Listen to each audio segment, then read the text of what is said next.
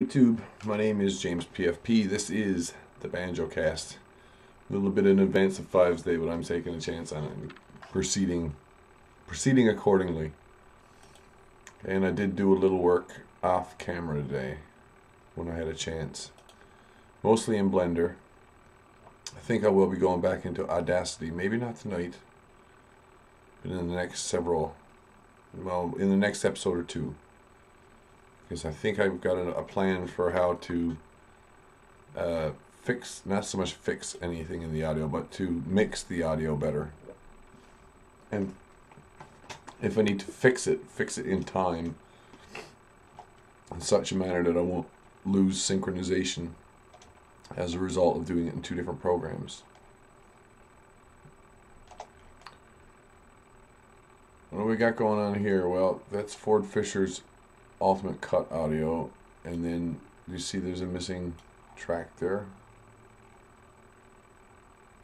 That would be Rebel. Rebel needs to go back here on track 5. Oh, that's the wrong window. It's this one. Oh, in. Everything else is proceeding according to plan here. I actually had a really good early session with it, and I've been looking at how to recolor, maybe do a quick recolor on things like GK here to make some stuff easier to see. I think I was particularly looking at the moment when Lorenz passes the camera, which is pretty much here.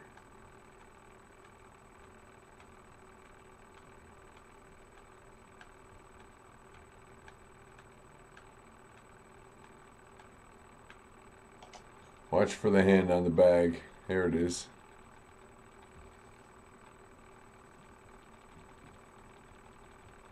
If there's any doubt here, she intentionally waits for a moment when she can do it and then casually continues to do something else with her camera. I don't think she's fixing her hair. I thought about it. One other thing that I did before I got back today, or when I got on the go, I can turn GK off for a second. In fact, I'd like to turn off those color alterations too. There's a white balance and a curves, which I'm thinking of adding. You can see what the white balance does to it. Brightens it up quite a lot, but then the curves cuts it back to get the various tones. Very white sky, blue tones, and then things that are in shade, things that are in sun. Another way I could go about doing this would be to do this color adjustment like this on this channel and then duplicate it and multiply it against the original so as to get a combination of effects.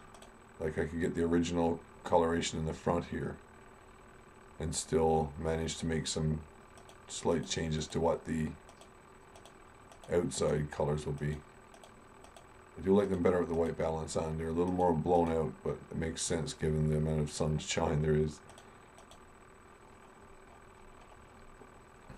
So hide GK for now. Give you an idea of what I was doing. I was looking at the timing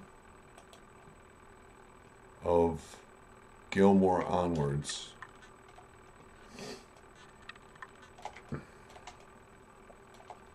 Because I had a couple of ideas about how I might want to cut some of this together.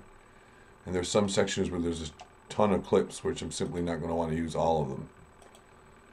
So here's Gilmore's start. And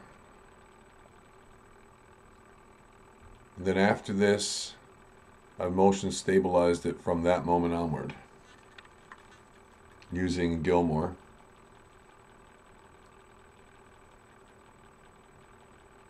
And you can see there's a transformation being applied to it on the top of the green strip. The blur that's there is due to Gilmore's camera. His phone's got motion stab on it. Now we're cutting to the HD footage down in the crowd. And that coincides really nicely. All audio, all video is synced at that moment with the screeching tires. You can kind of see that the car is still coming to a rest there, or the van. After that one, Jeremiah Nupp. I'm thinking Jeremiah doesn't have to be on that long. I could probably like to cut to Jeremiah before too far, so as not to miss that. And then if that wasn't gravy enough, I could cut down to the bottom of the hill there. Here comes the next Gilmore clip. Another zoom to see that we do see the Challenger leave. So that's the entirety of 45 seconds of cutting.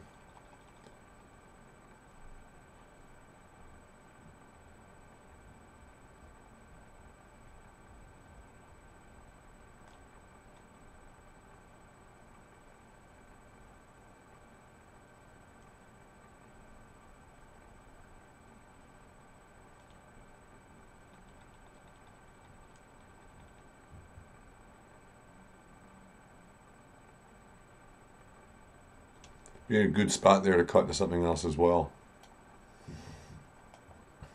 We got BD is already running there. We got we're looking at the car attack. Reb, any of the ones that are down at the bottom of the hill, other than GK. And yeah, Commander Cody would be over. It will be done by then. I also have a GK overlay track here. You can actually see what happens in any given place at other places by adding overlays like this. So, fairly straightforward stuff. And I won't be leaving that enabled all night tonight. I've merely got those clips arranged there and queued against themselves. Like I took these clips off of Gilmore before stabilizing them.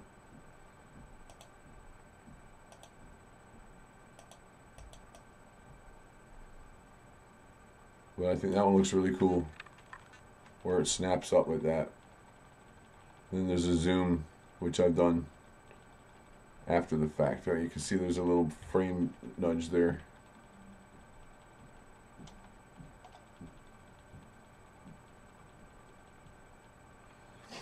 These strips want to be reloaded.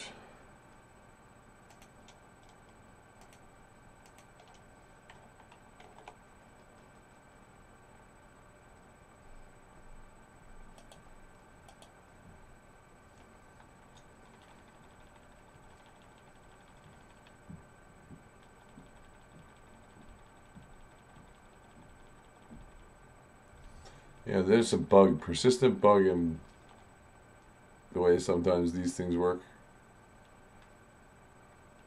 where it catches or loses a frame or doesn't load them in memory right.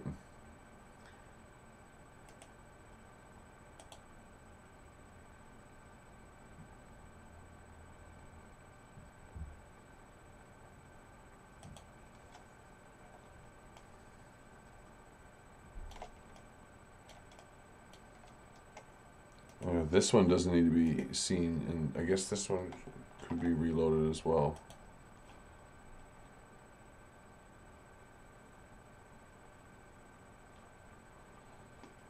If I rendered a proxy for it, would be better. If I built a proxy for it. But it's not going to matter, because until I'm going to actually be rendering sooner or later. And when I do, then it'll take the frame input properly, I think. I could also render this sequence, this set of clips together right now and get rid of all of that off the clips. And free up a bit of space in terms of the tracks which I've got laying out above.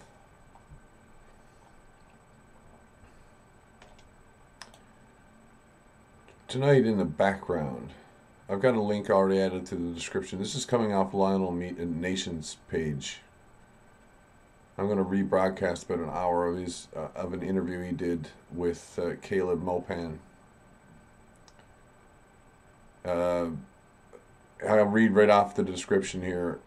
Caleb is, among his many and varied talents, a political analyst and activist based in New York, studied political science at Baldwin Wallace College, and was inspired and involved in Occupy. the Occupy Wall Street, especially for the online magazine New Eastern Outlook. He's got a website there too. Dangerous tone of U.S. media and revisionist history towards North Korea. The name of the show, or of this particular upload. Takes, like I said, about an hour. Looks like, yeah, he's republishing something that Caleb might have written there, as I think. Hi. As a lead. Joining us right now, Caleb Maupin, who's an author, who's a master of all things international. And today's topic, I was trying to think, Caleb, something to the effect of, so you thought you knew about Korea, or you thought you knew the facts about North Korea. The first question is, let's talk about the biggest misconception that you think Americans and the American media have about North Korea, but also Korea in general. Well, the main thing is people don't understand the context. And let's be very clear, there's only one Korea. There's North and South, but they're divided. But there's only one nation, one country that's on the Korean Peninsula. There's one people, and they've been divided by half a century of war. If you look at the Korean War, we're talking 3 to 4 million people killed. Every building above 1 story tall being bombed. All the dams bombed, causing massive flooding. I mean, what the Korean people have been through since the end of the Second World War is a real horrendous story. And when people look at that, and when they learn those details, and they put them in context, the demonization of the North that we have kind of falls to pieces, I think. I think if once reality is understood, once you understood what they've been up against, this good and evil narrative that we have starts to fall apart. Let's talk about Korea. Take us back would it be pre-World War II? When is the critical period of time for Korea? Pre-World War II? Sure. I mean, starting in the early 1900s, you have Japan occupying Korea in alliance with the United States. The United States supported Japan in occupying Korea, horrendous atrocities being committed. In 1919, you had peaceful demonstrations by the Christians. They called it the White Robe Movement, in which they marched, demanding that the Japanese recognize their basic human rights. And they were slaughtered. Schools were lit on fire. Children who had nothing to do with the protests were burned alive. And so they're fighting against the Japanese, and the Soviet Union comes to their aid and gives them weapons to take up arms against the Japanese occupiers.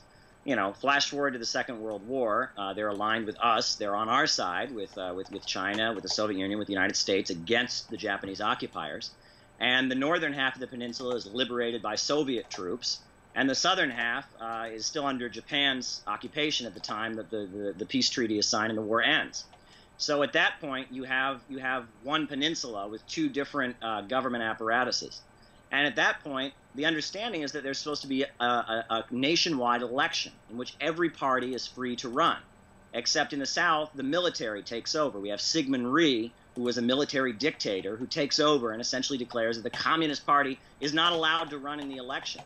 And then you have Jeju Island, which is an island in the South. Hey, where the people tinfoil hatter, welcome strongly back. Supported the Communist Party, organized into trade Listening unions. to a little bit of Lionel in the background the here. response is to go to the island and kill roughly Today's subject 1 out of every 10 is, people. actually give me a second. Mass massacre. Today's subject, good question. Today's subject is I'm going to be using Blender, what's our specific tool in Blender called Grease Pencil. So I'd do a little bit of setting up first before I start, and it's mostly going to be in the map view, which is kind of nice because I can ignore the clips and video for a little while. And the reason I'm interested in map view tonight is because I've already started doing some work with cameras. For example, I've got this particular camera move figured out. It shows Challenger from the time that it starts the attack run. Impact, everybody that's down there. It is actually, it's a, it was first designed as a 3D animation program, but then it turned into a whole bunch of other things. Everything you can do with Adobe products like After Effects or whatever. After Effects and Premiere you can also do in this one, which is really kind of nice.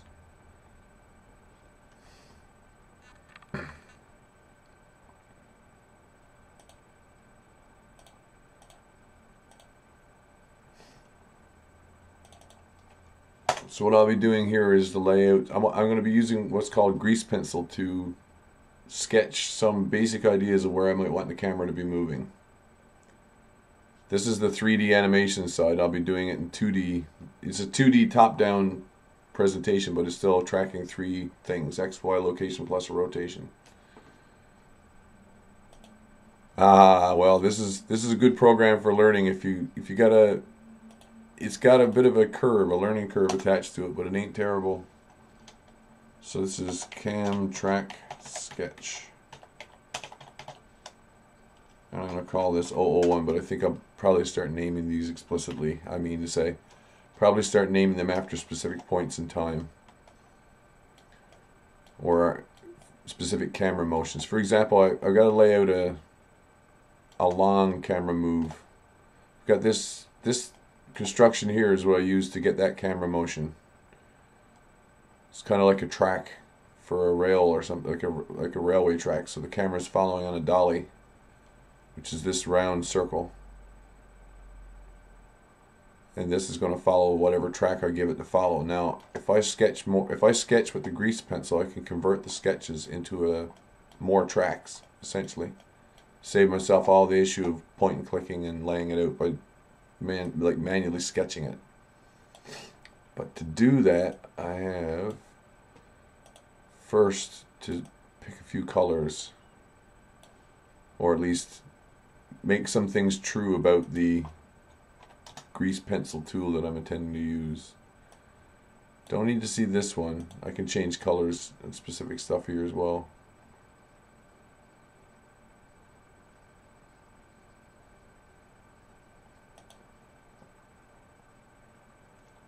So if I don't select anything and I go over, I want to go here and then look for grease pencil. Here we go.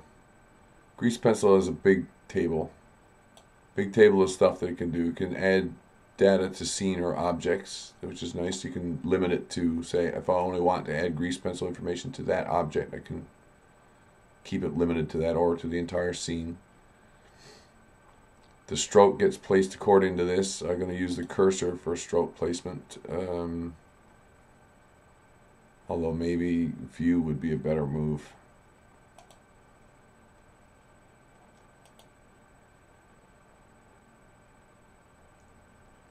Multi-track recording. This isn't for multi-track recording, but it is for multi-track video editing. Or it can use many different clips at once and cut them together. As you can do a whole movie in one program. That's the point.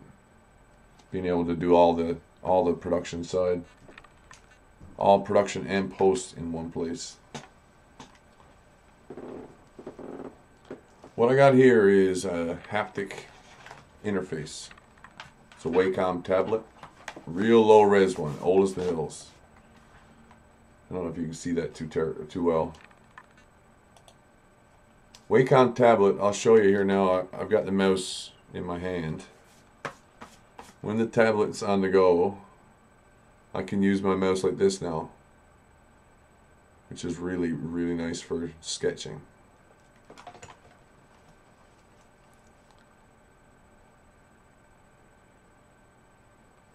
If it doesn't cause a crash. And continuous drawing is nice. Additive drawing is also nice. I think I'll turn on, well, maybe not. I won't turn on continuous. So I got to hold down my D key right now to draw anything, but let's take a test. So I wrote the word test there in the grease pencil. Grease pencil is considered to be its own object, but if I go here and go to edit strokes, now I actually get a editable object. I can select any of this construction that I just drew. I can even do this and select a bunch of them, maybe a bunch more, and then hit L and I get all of them. And now grab and move it around any way I want.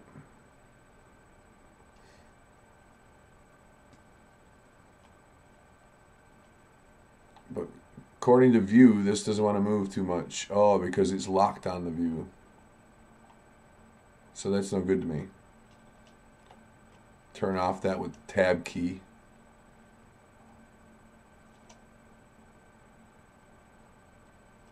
I can turn it on again actually. Edit strokes. All of them are selected.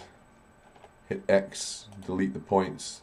Hit tab again. Now we're out of the grease pencil, still there, but I want to try to get this placed better.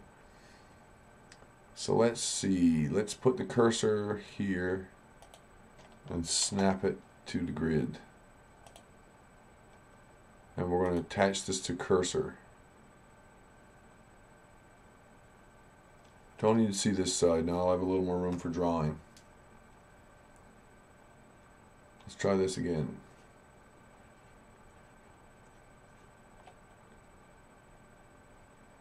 Go down here, go to edit, get them all, grab it. Control Z, Control Z, Control Z.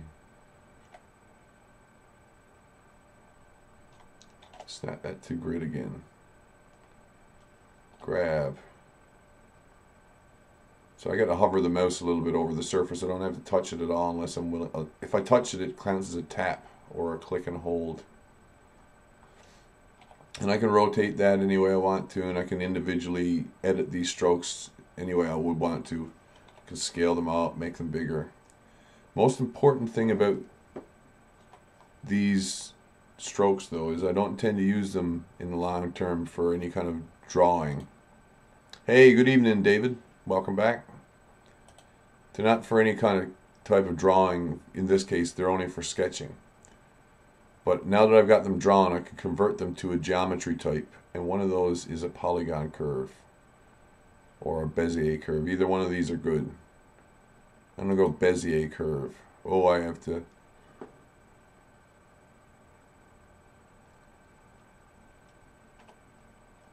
Doesn't have valid timing data.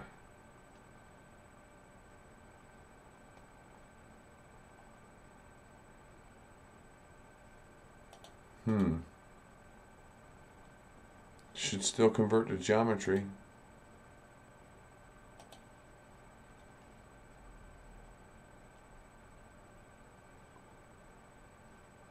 If I hide it, did it make it? Oh, it did too. I got two of them now. So there's the stroke I just created. And now, if I use this in the same way that I used that last one, I'll keep it selected for a second. I want it up in space so that it's always visible.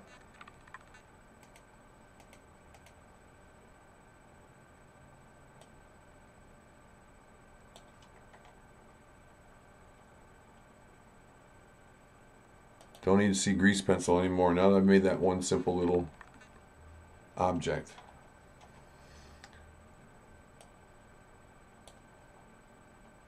Camtrack sketch 1, Camtrack sketch 2. Yeah, I made it twice. Cool. I'll take this one and delete it. This one here. And it's the same as the last deal. I can scale it up and make it smaller. It wants to scale from the center of the image right now, or the center of the map coordinates. I'm going to Control A and apply location to it. Rotation and scale. Location. Now if I scale it. Oh, didn't work. Control Z, Control Z.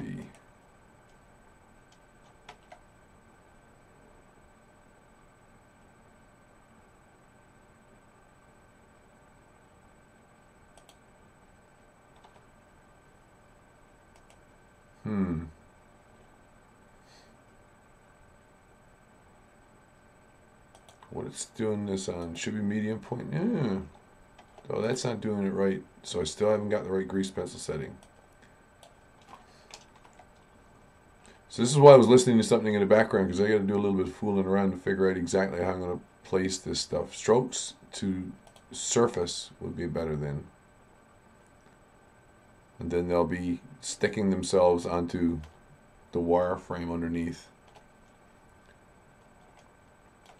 I want them to be easily editable and with a local coordinate that I can easily find again. So let's try this one last time. T. Oh.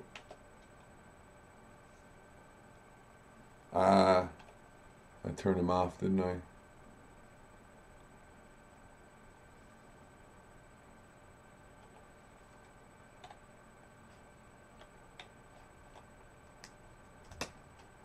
Gang. I'm like, where the heck did it go, right? Oh, there it is. Still saw that I drew them even though it didn't draw them right away. So X, all the points. Try this again.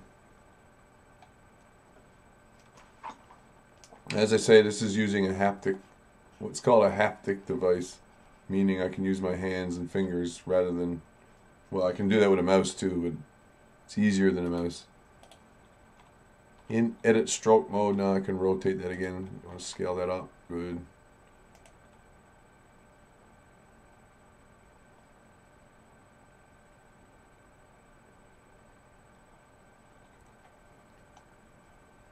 Convert to geometry, Bezier curve. You see that one got created in spot properly that time. So it's stuck in 3D space to various curves on the surface. Maybe not the right way of doing that either. Got a way around this though. If I go into orthographic and then go to side mode here, and enter the edit mode for that object.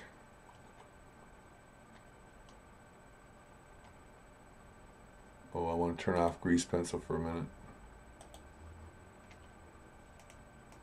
At that edit mode, here's all of those control points again.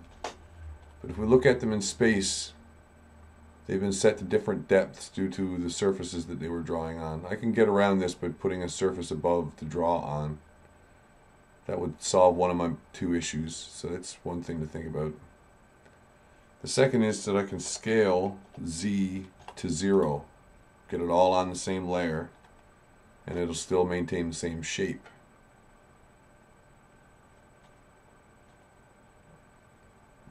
And what it does is remembers the order in which I laid the strokes down. So if I turn those both off for a second, and well, I need this one. I'm going to put this to Z1. If I go back to camera, we can see that the camera is locked onto a path over on this side of the window. But this is the controller for the camera. It don't care what the path is. So wherever test, the new test, let's see, what was it called?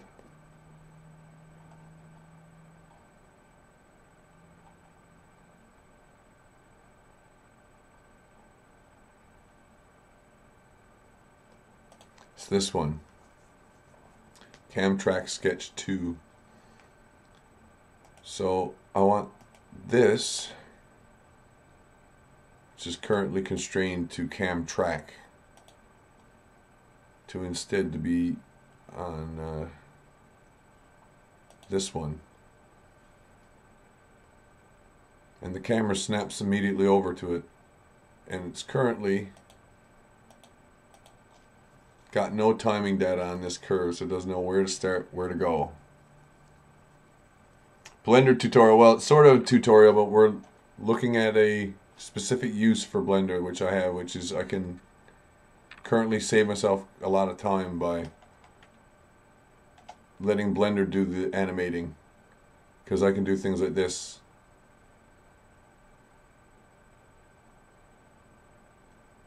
To get the camera to move as I need it to move, right? I don't actually have to spend time laying all these curves out if I can draw some of them.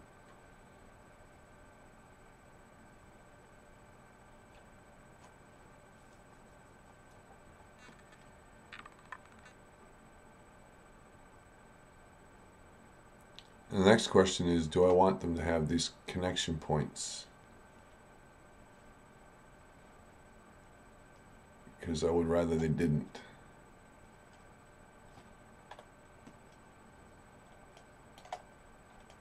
You can see how there's this one and this one.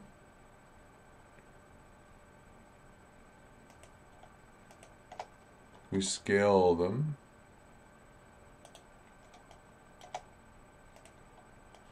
You can see there's this one and that one. Scale them. Scaling for one will scale to the other because it's worked out as a midpoint between the two of them.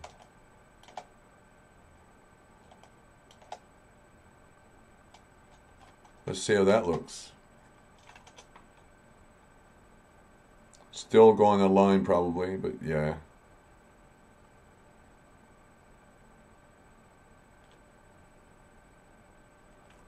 Now, I don't know if you can see how this is being animated, but there's a path animation with an evaluation time and a number of frames, and currently there's 2 keyframes, one at 0, one at 100. If I turn the evaluation times up to 1200, it only gets as far as what 100 will get you. But if I increase the evaluation time, it goes further through the curve, and if I want to skip a point, I can hard code it to skip from a precise point here, and then 1 frame jump to the next one.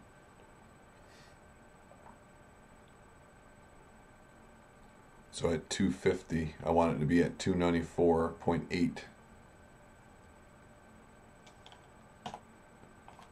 Whereas 251 to 3, let's give it 3 frames to get across, like to snap. Maybe that's too many. Maybe 5 would be better. Its evaluation time is only here. I want it to be all the way over there to start at the next letter. So I hit I again. And then in those few frames it jumps the full distance quicker.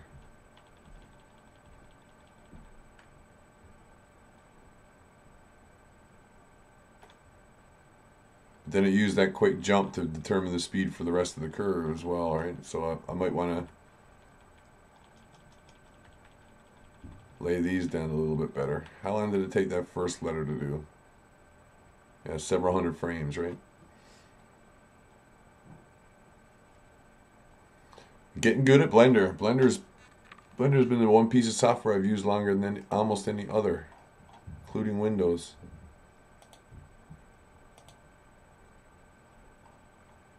So there's a cam track here as well, which I was using for the camera. And the cam track does this right now. I showed this at the first part of the episode too, but I'll do it again. Cam track follows this curve in this reverse J shape.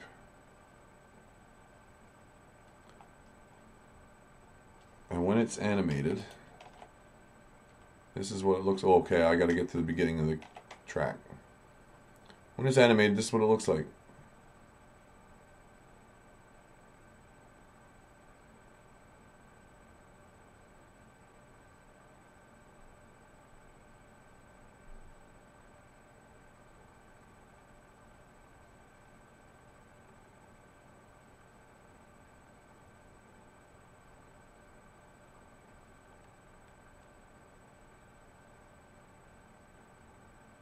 Bit of a jump there I gotta work out. A slight change in the car's curve will fix that. But otherwise, pretty cool, huh? Like there's a camera move worked into. So when I render it, this is all the map that I'll be looking at for this clip. But this is at full screen. Lots of room to add other clips there, like Gilmore could fit in there.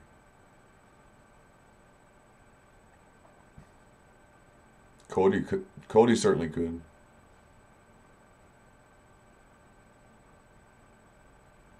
It is nice. This is the one part that needs a little chain fix, but I like how the car catches up and passes the camera.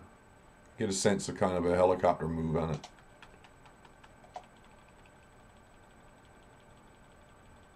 I don't think he slowed down that much. And if he did it there.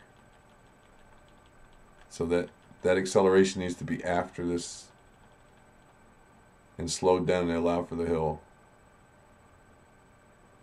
But other than that,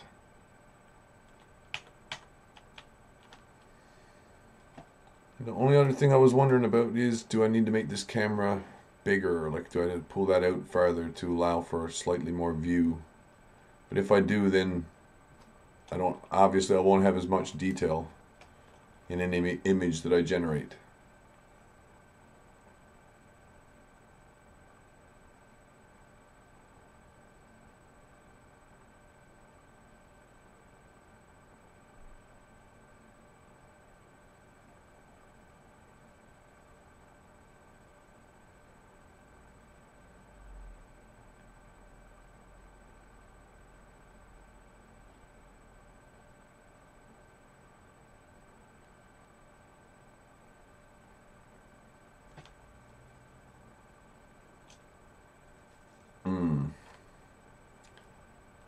So,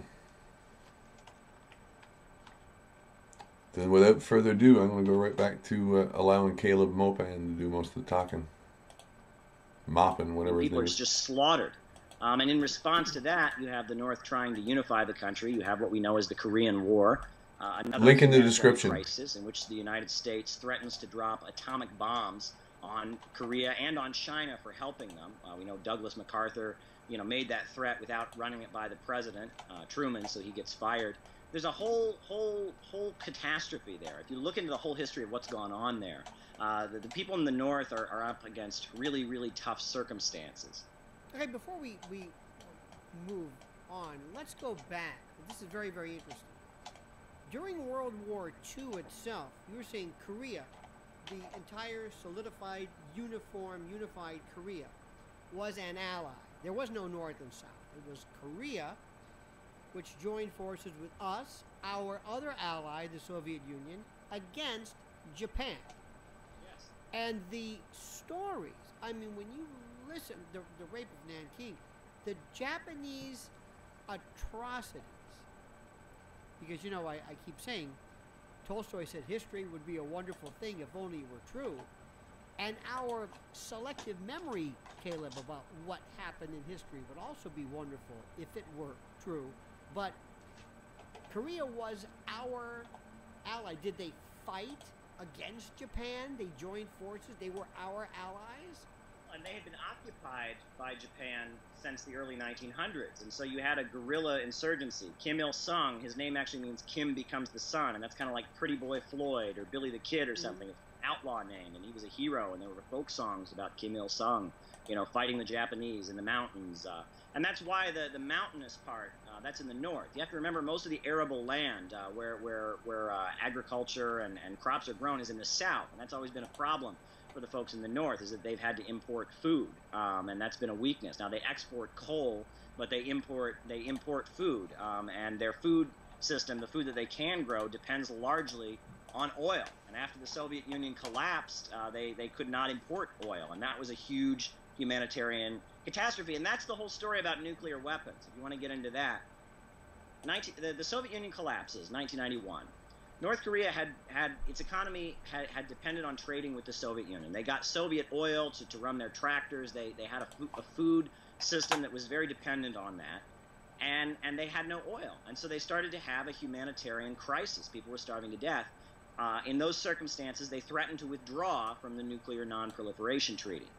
At that point, then you have the United States comes to them, and Clinton comes to them, and they make the agreed framework. You don't get nuclear weapons in exchange for heating oil.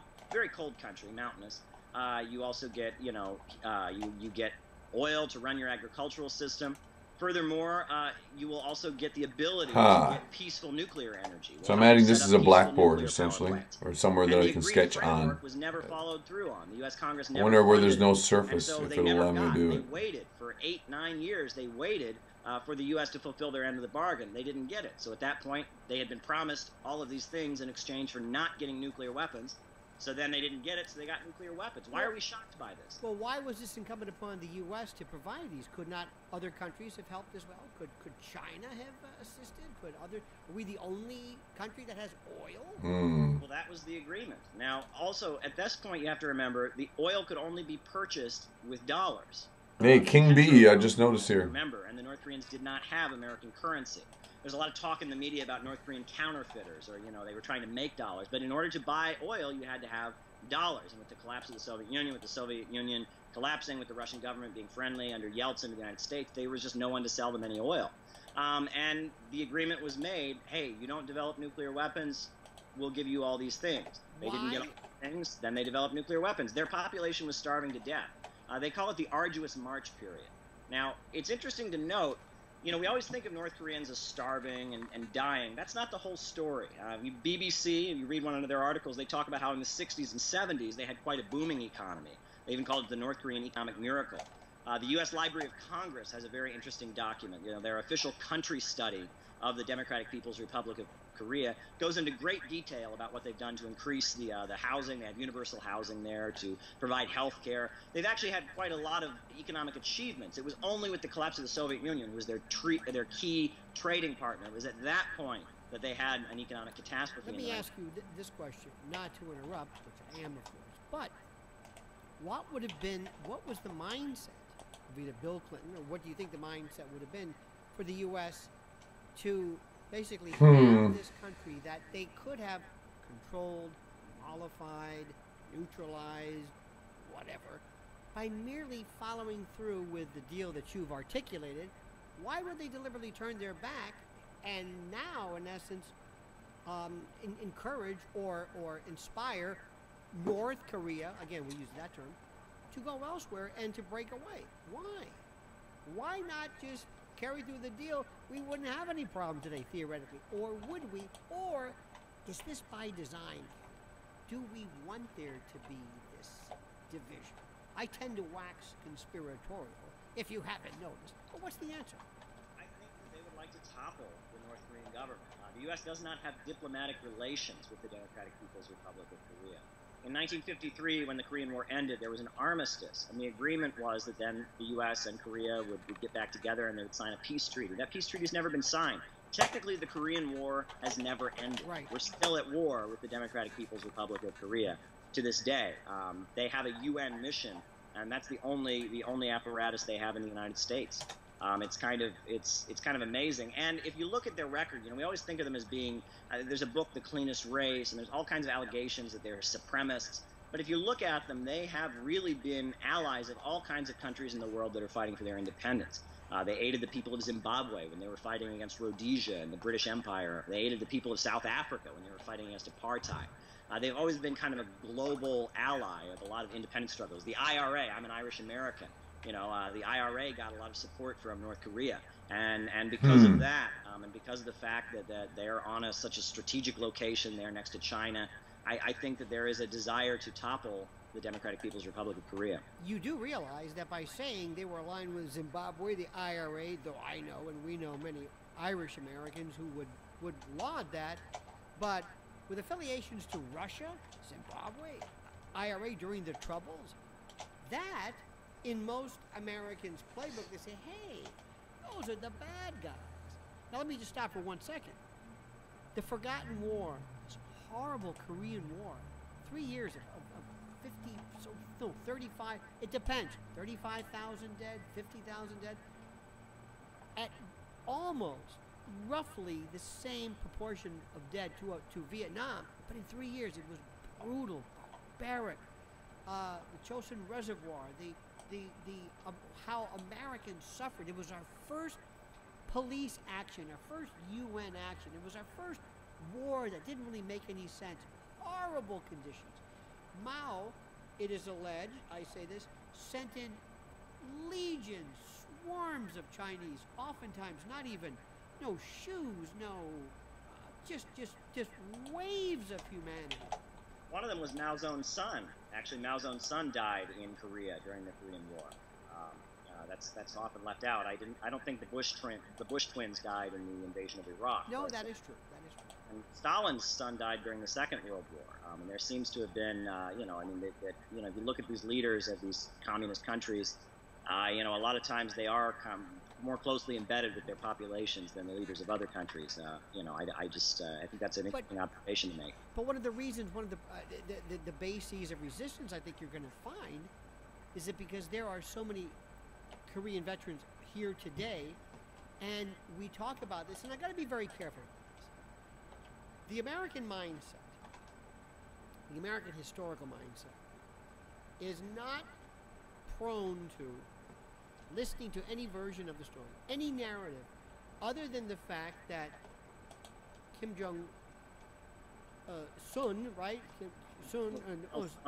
Kim Jong Il and then Kim Jong Un. Yes. Right, but Sun, who was the original, Kim was the founder. Yes. Okay. Was there George Washington? Right. You know? These people are not in any way. There is nothing sympathetic. There is no empathy, no empathic consideration for these people. They are evil. They are crazy, especially Kim Jong-un. He's insane. Team America. We are told that there is no version, no side to their story. There is no version of fact other than the fact that they're nefarious and bloodthirsty and commies and communistic and horrible. That's what people think. When you look at the Democratic People's Republic of Korea, you're looking at a country that is at war. You're looking at a country that's been in a state of war for 60, 70 years. And these are people fighting for their lives. And when you're fighting for your life, you become very military, you become very authoritarian, you don't have the opportunity. I mean, think about it. Every building over 1 story tall being destroyed. What does that mean? What does that mean, every building over 1 story? What does that mean? I mean, you know, there's the ground floor of a building. Right. Every building that was taller than that was destroyed. There's stories of the U.S. Air Force coming back to the Army and saying, "There's nothing left to bomb. What do we bomb now?" And they say, "Oh, go bomb the dams, cause some flooding." Okay, well, what do we bomb? There's just nothing there. I mean, they're just bombing indiscriminately. And interestingly, there's a lot of Korean War veterans who are now talking about the atrocities that went on in that war. There's some very good documentaries like The Unknown War. There's a very good piece called The Ghosts of Jeju, which is U.S. troops who witnessed that brutal massacre at Jeju Island of the dissidents in South Korea. You know, we often think that South Korea is a democracy and that North Korea is a dictatorship. That's the way it's framed in the United States. Very interesting, because in South Korea, one of the main opposition parties is called the Unified Progressive Party, and it was forcibly broken up by the government recently, and all the members went to prison. You can go to jail in South Korea for tweeting. Tweet or retweeting, yes. This is by the way, this one particular piece. Let's talk about Korea, the dangerous tone of U.S. media. Will this be available to the masses soon? Well, it's online. It's widely circulated. So that would be yes. Yeah, absolutely. No, and you know, it's you know, South Korea has a long history, and the president Park, who is currently being impeached and being driven out of office for corruption, her father was a military dictator during the 1980s and rounded up dissidents and tortured them and killed them. Most of the history of the Republic of Korea, located in the south of the country, has been a history of military dictatorships. Even the basic notion of like free elections is very new there. And you know, people involved with labor unions, a lot of people there have been really suppressed. They have what's called the national security laws. And these are laws that are condemned by Human Rights Watch, condemned by all kinds of international organizations. And it basically makes it a crime to say anything that it can in any way be conceived as sympathetic with the North. And that's why these human rights hearings that the United Nations has held and convened in South Korea are illegal under their charter, because the testimony is given under duress. If you will be dragged out and arrested if you say anything good about the North, you can't give adequate or fair human rights testomony. So but are you suggesting that there's freedom to speak against Kim Jong-un in North Korea, or the DPRK? And the latest story is, I guess, by insinuation, by implication, that Kim Jong-un was responsible for the assassination of his half-brother by these good time girls. Did you read the latest today? The good time girls who were paid $90 to use or to apply what they thought was baby oil. Did you read this story? Dang, this was in February. Yeah. I have read This was posted in February. There's a link in the description. Women to ride bicycles. There is all kinds of video of women riding bicycles all over. Oh man! Olympic team. They have an Olympic. They have an Olympic bicycling team. Women. That's illegal.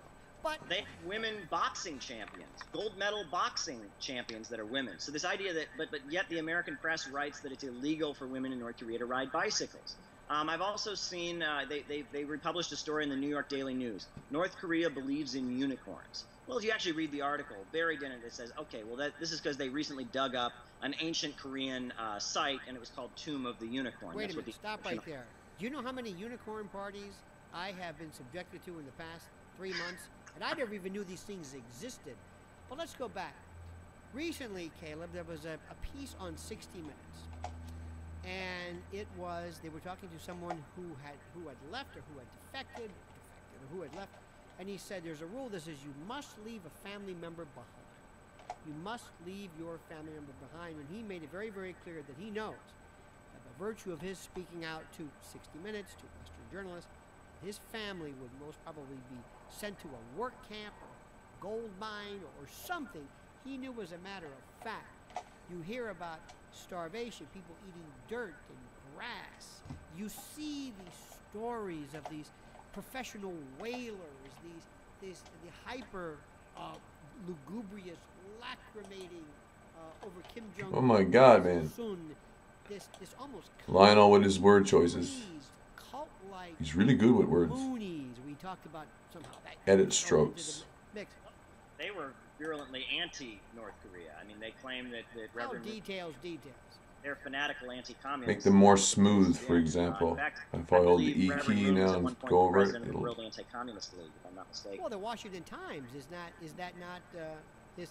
But the point is that there was, and you saw this piece. It was very, very well done at the DMZ, at that line where they march up to each other, and then these strange bellicose dances, goose stepping. Oh, by the way, let's talk about images.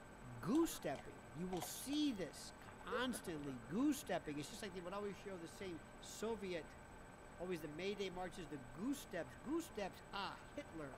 And you think crazed, fanatical. I have a game that I play. Whenever they mention North Korea on American television, I have a countdown. You can also push the curve. So North Korea, and then within 2, 3, 4, and pretty soon we're seeing goose steps. It's a psychological trick. That's been around since Prussia. You know, that was just a way of marching. There's nothing. It's not a political statement. But to the American psyche, that says Nazi. But is there repression?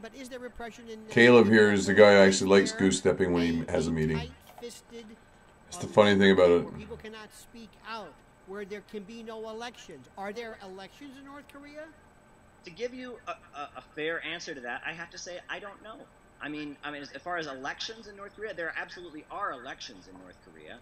And in fact, the Korean Workers' Party is a merger. It's not the Communist Party. It's the Communist Party that merged with the Social Democratic Party and with the Christian Party. And there's an increasing amount of people in North Korea that are becoming Christians. That's actually a rising trend. And they're not communist per se, are they? There's another name for them. Well, they talk about Juche. A lot of their writing, they talk about the collapse of the Soviet Union and some of the errors that were made, and they have kind of their own philosophy that they call the Juche ideology. That means self-reliance. But they say it's an application of Marxist-Leninist ideas to the conditions on the Korean peninsula. But a lot of what we hear from the North, a lot of these reports are just completely false. I mean, and if you look into the source of them, the only source is the South Korean intelligence. South Korean intelligence says this, and it just gets reported as if it's true.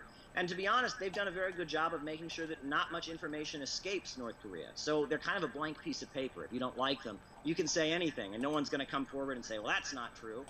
What I think is interesting is you can look to, there are a number of people from the South who have defected to the North, and that's a very interesting aspect of the Korean. I never hear that. Yeah, and you can see them. A lot of times they give press conferences about why they returned, or why they moved to North Korea. Furthermore, there's another character, very interesting, Joseph Dresnov, and this is an American who fled and defected from the U.S. military and has lived in North Korea ever since the 1960s. And he lives there, and he's actually a movie star. He plays the evil American in all of their old war movies. And there's a very good documentary about him called Crossing the Line. And it really kind of gives a kind of a human portrait of this American from Indiana who defected and has lived a very happy life in North Korea. But let's talk, going back, not to interrupt, I'm sorry I am, of course, but the attempted or the apparent assassination of Kim Jong-un's half-brother. It seems like it's almost the case is made if you read between the lines, because you know, by the way, how the American media are. Anybody who dies in Russia, whether it's Churkin, anybody, Putin's involved somehow. Putin poisoned them, Putin killed them. To quote Barack Obama, not much happens in Russia without Vladimir Putin. You know, those millions of people, all that land, somehow the man is directing everything that goes on. And also I read somebody say in China Daily, which I find interesting, China was also suggesting they are against the anti-nuclearization of North Korea, but even they're turning to the Trump administration and Tillerson and saying, hey, lay off this, we're not doing enough business. What's China's role in this? Explain, if you will, how Korea fits in with China, Japan, the U.S., Russia. Explain, first of all, Korea vis-a-vis China. Well, so Korea, you know, they were rescued by China during the Korean War. At the point that, you know, the U.S. troops were there and invading, then China came to their aid and rescued them. However, when the Soviet Union and China had their falling out, at that point, you know, Korea was pretty much neutral. They didn't take a side. And when was that? That was the 1961. They had their official falling out. The Sino-Soviet split. Mao Zedong proclaimed that the Soviet Union were revisionists and betrayers of world revolution. And at that point, you know, North Korea won't take a side, and then often it's leaning closer to the Soviet Union. So based on that, in the 1970s especially, you have a lot of hostility to North Korea from the Chinese. You have demonstrations at the border. The Gang of Four, led by Mao's wife, was a faction that had a lot of power in the late 70s. They were, you know, very, very hostile to North Korea. But then, you know, later those relationships are repaired. And Witness it's X kind of a is touchy Chinese Underground relationship. partner. You know, China got a really tight like wants shirt, to yeah. get along with the United States. I think that they feel like the United States is their friend. And that they, you know, as long as the USA allows them to continue developing their industries and doesn't mess with them too much in the South China Sea, they don't really have a big grudge with the United States. However, the Korean people, for them, it's a very personal issue to have, you know, 3 to 4 million people killed, to be, you know, suffering sanctions, to have, you know, starvation as a result of sanctions following the collapse of the Soviet Union. They're much more, if you read their Hey, Sai, welcome back. hostile to the United States, and they're much Having more a of peek here at some of my animating, They see themselves some of my animating still efforts. trying Looks to like I reunify might their want country. to What they ask for is delay the beginning. Peaceful reunification of the Korean This first one Peninsula at 2:50. with continent or peninsula-wide elections in which every party is allowed to participate. You're saying that Kim Should only be at 100. Jong-un is asking for Korea-wide elections. Let whoever prevails. That's what he wants. That's been the position of the Democratic People's Republic of Korea since And 1945. if he's ousted and he's removed, he's fine with that. That's what they say. That has been their position. They Do you want. believe that? No, she's got HD. Oh I yeah. don't know. I think that there's no question that in the North. Hey, Dolly, welcome back. solidly, because Okay, now tell me some problems. Listening in the background, there's a link in the description to what I'm listening There to. you go, Muffin. Always citing Muffin. communist bad guys. Tell me something problems you have with DPRK North Korea. Well, the thing is, I'm not going to deny that there are problems there. There's absolutely problems there. I can't think of a society Trying to that has get this more to work out problems than now. they do. But Let's you have to see. look at what they've been up against. 60 years of war. I mean, this is not a society that just has the opportunity to sit around and say, oh, what would be the ideal political system? Let's build, you know, our utopian paradise. That's not the conditions that they're in by any means. They're in a very, very difficult situation on the northern half of the Korean Peninsula, fighting for their lives. You know, I can imagine that. This camera's too I don't fast. think any of us would be happy if we were living there and facing the conditions that they've had to face. We have no idea what they have faced. Why isn't it? And this is tough to always try to put yourself in the position, but why wouldn't the U.S. government or President Trump right now say, you know what, it's about time that we end this. We don't need any more enemies in the world. This pose no exit. I mean, they have a bomb, correct? They have the nuclear bomb. And that's the only reason that, if anybody realizes, why is there such a race for the nuclear bomb? It's because of that. The reason why they haven't been completely invaded is because of that. Everybody knows that. So we had And to they delay put out a it. statement. They said, look, we got nuclear weapons. Look, Saddam Hussein did not have weapons of mass destruction or nuclear weapons. He's been toppled. See how this plays. I'm just curious to see how this play out. Nuclear weapons and weapons of mass destruction program. He's been overthrown. They put out a statement after the death of Gaddafi saying, look, this proves that we were correct to develop nuclear weapons. That independent regimes have basically been told by the United States, you want to stay in power, you don't want to have your country reduced to rubble, you don't want to have millions of your people killed, you don't want to be destroyed, you better develop nuclear weapons. So the question is this really, the USA says it's trying to stop the spread of nuclear weapons, but when that's your policy, when you invade and topple the people who don't have them and leave the people who have them alone, what kind of message are you sending out here? What about right now, those pictures we've all seen on the internet, Caleb, of satellite photos of North Korea at night? That's from the 1990s. Look at this. It's going to stop again, though. Damn. That our media, yet again, are providing information that's not true. Is that, you're saying that's not the way it is now? It's not pitch black? During the 1990s, just like in Cuba, Cuba had a similar crisis in the 1990s where they lost their big ally and trading partner, and there was a huge infrastructure humanitarian crisis. Then Cuba calls it the special period. In North Korea, they call it the arduous march period. What I think is amazing is, Cuba did not have mass starvation during that period. They had a lot of problems. They did not have mass starvation. The Koreans did have mass starvation, but why are they still intact? Any other government, if you have millions of people starving to death, would just crumble. But the Korean Workers' Party has a real strength and a real ability to mobilize the population. And if you read this country study from the U.S. State Department, they're very honest. I mean, let's be real. There were no steel mills in North Korea at the time of the end of the Second World War. Now they have mass steel mills. There was a very small number of hospitals at the time of the end of the Second World War. Now they have hospitals all over the country, and they train people to be doctors. What I think is interesting is that there are a lot of Africans who have moved to North Korea, African revolutionaries from various countries who have fled. There's a black Toyota truck trailed by a motorcycle. What is an African revolutionary? Well, there's a whole history of African countries fighting for their economic independence. As well they should, because that's the next theater of war. If you don't know this, of course you do. Well, I mean, Nigeria. Hey, John Townley, welcome back. Nigeria is having a food crisis right now. People are starving to death. I wonder what I'm listening to. It's in the description. Link in the description. Having a peek here at what a camera would look like animated. On the African continent. Huge amounts of oil are being sucked out of Nigeria every day and going into the pockets of BP and Shell, more than any other African country. But yet the people there are starving. Nigeria is a very, very wealthy country in terms of oil. Why is it happening? There are poor because they don't control that. It's controlled by Western corporations. And that's the reality of the system that we're living under, is that, the Middle East, for example, that's not a poor part of the world. It's one of the most. I think I'm going to do one version of the map like this, where it's going to parallel Challenger the whole way around. The problem facing the world is that a small group of Western bankers and corporations are running the planet.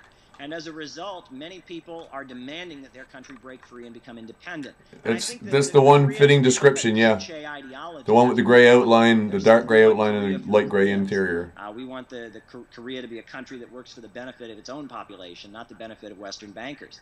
And I think that's their understanding. And they've come to the aid of, Zimbabwe was a similar struggle. I mean, right now in Zimbabwe, they're redistributing the land. At one point, 93% of the land in Zimbabwe was owned by white English farmers. And Robert Mugabe, who's now being hated and demonized as a dictator, has begun redistributing it to the Africans who've lived there for thousands and thousands of years.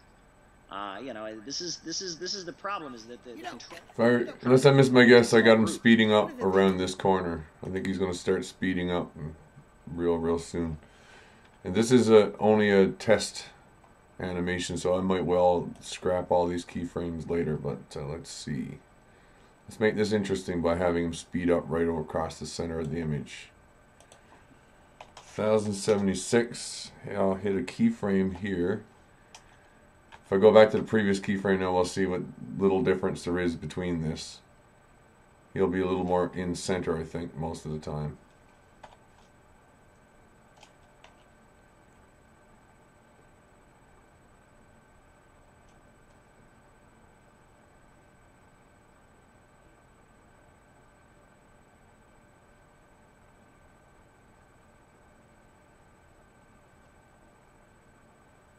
I can also change the scale of the camera. I can make it bigger, zoom it in or out. I did a synchronization earlier on too. I don't know if anyone saw it yet. It would have been in the early part of the stream. Did a synchronization between that HD footage that the guy got from the front of the crash and Gilmore from the opposite angle, which looks pretty good. So it's Gilmore, the HD stuff, and Jeremiah Knupp in between. And Gilmore's full clip.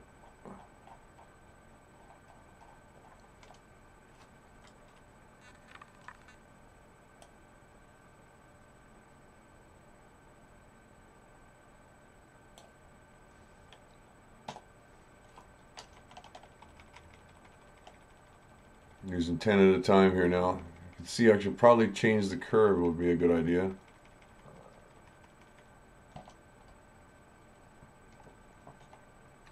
How do I change the curve?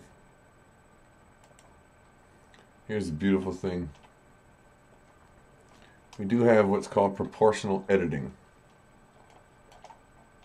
So if I need to change this curve in a fairly predictable way and I want all of the control points which are connected to it to follow that pattern, then I can turn on proportional editing right here. Oh, not absolute. Enable or unconnected, right?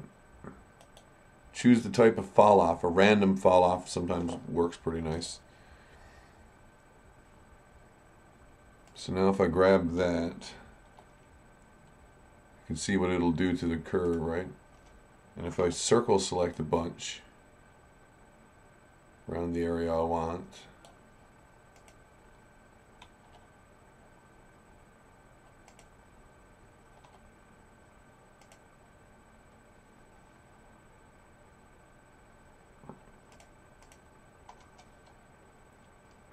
I really only want that much.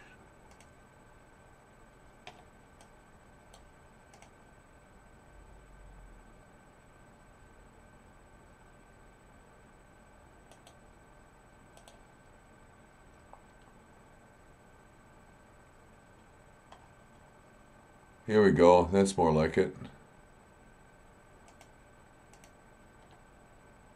So because I'm using noise, you can see how the curve gets changed from the proportional editing, but it applies the proportion across the entirety. I won't use noise, I'll use a constant or linear, or even a root. For square sometimes it's pretty good. Like that. I want to push the rote up. And that one there could probably move too. Now we can see that the farther in I pull the selection area, the more it's going to cause a bit of a bump, so to speak, in the camera's motion. So I want to smooth that out too. Best way to do it is to turn off for one keyframe, well, not keyframe, but for these control points. These are different than keyframes. We can treat them one for one though. Same with that one, same for this one.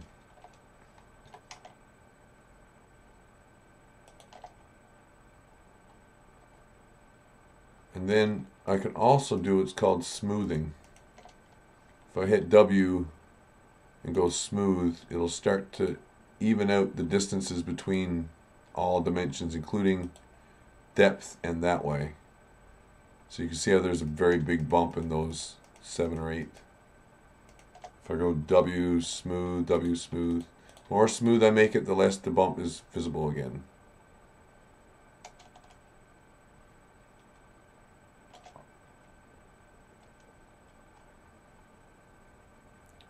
Now, what was I doing? It was proportional editing, right? Unconnected. Use the root fall off this time. Grab it. Make it bigger.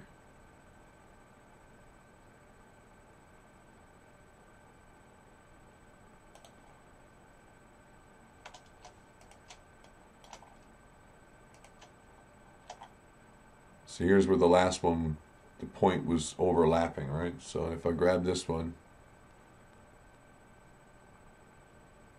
Be careful, I don't want it to distort the path too much, or if I do, I'm going to have to smooth it out. So I'll grab that circle select tool, all that big batch of points, start hitting smooth. 5, 6, 7, 8 times, probably enough. Camera's motion is going to be a lot more jerky now though, because of these edits. More like it's on rails again.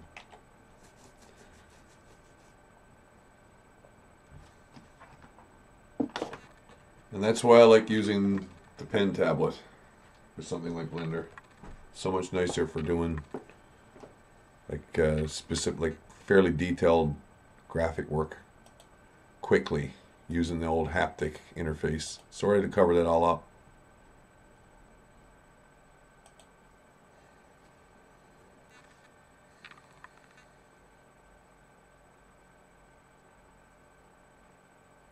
And he's going to accelerate.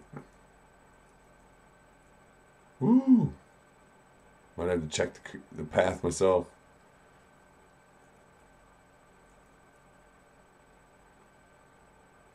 Dang, there's a bump.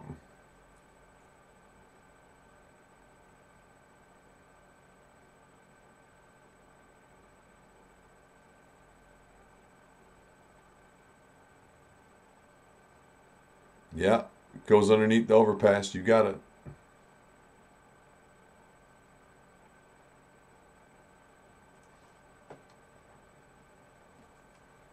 Be a real good place to zoom the camera out right here. I'm planning to cut across the inside of his turn.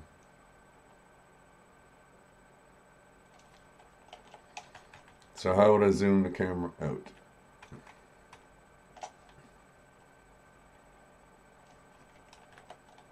Camera controller is right here. And it has a camera panel, and the camera has controls like orthographic scale. So rather than, well, I could keyframe them. I could also control them using another object. I could control this orthographic scale by adding a driver to it, which is kind of nice. Also, there's a clip in there, a guy talking about the mini rec. Yeah, Blender's awesome. Blender's really good for getting frame rates and stuff all back to the same basis, and it can do the decimation well. Like if you had to drop from 60 frames down to 30, Blender would do it well. I got that overhead drone shot much better because of the fooling around in Blender. To know how long that, to know for sure the drones were overcranked. They're shooting 45 or 50 or even 60 frames a second. I don't know how much. It's more than 30. You try playing that back at in any software, and it's going to either throw a fit or say that's not the right frame rate.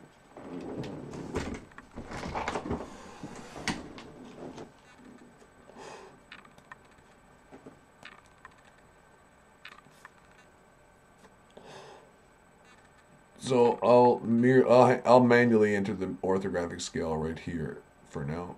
Make it that big. I'll play again.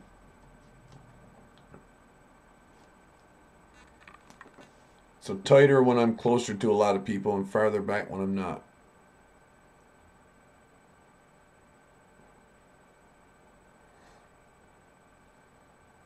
Oh man, FFmpeg. I tell you one thing I didn't realize until after I started streaming, but FFmpeg has a control for is it CBR? No.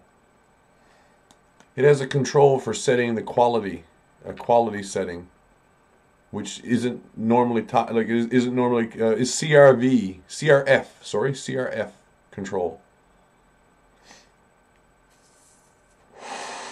And that can make a huge difference in the quality of the keyframes and also how frequently they're actually required, so the file sizes go down. They're set to arrive at the endpoint at around the same moment in time. Now, if I knew what the helicopter's track was, I could try replicating a helicopter track too. So yeah, it's got a learning curve, but that's why I'm kind of doing this stuff long form and not cutting it short, like a compressed time. What do you call it? A time lapse video or something, where I'm only uploading it once every 10 frames. It's probably better to get used to the idea that there's a deep end in the pool, but the deep end ain't that deep. Once you get used to the way that it works, the AI is really good. It is like an airplane cockpit. You can change everything though. The airplane cockpit, they wanted in a T form.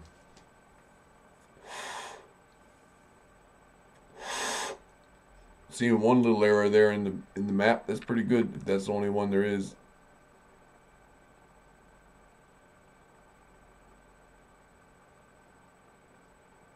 There's a fly mode in Blender too in the 3D window. You can fly, not like a cockpit version, but you can fly the camera as if you were using mouse.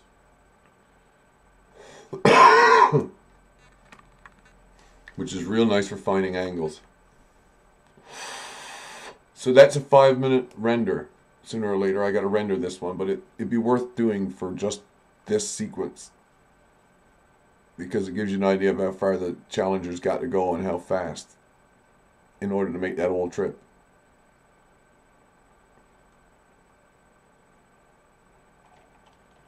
I did a second one too.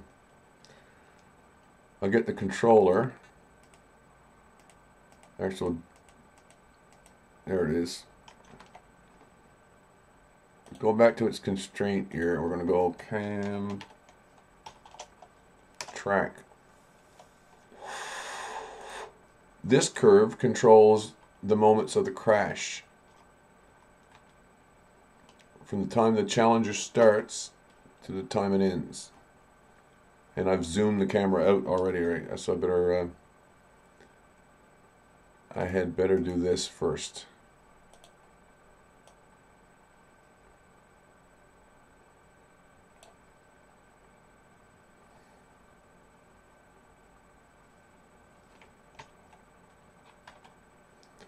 Hitting home to resize the screen there.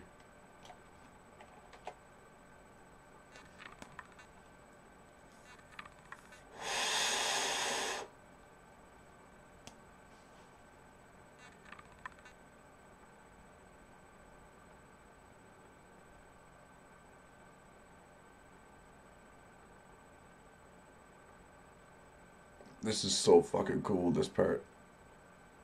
Right here. Because he almost passes the camera. Like,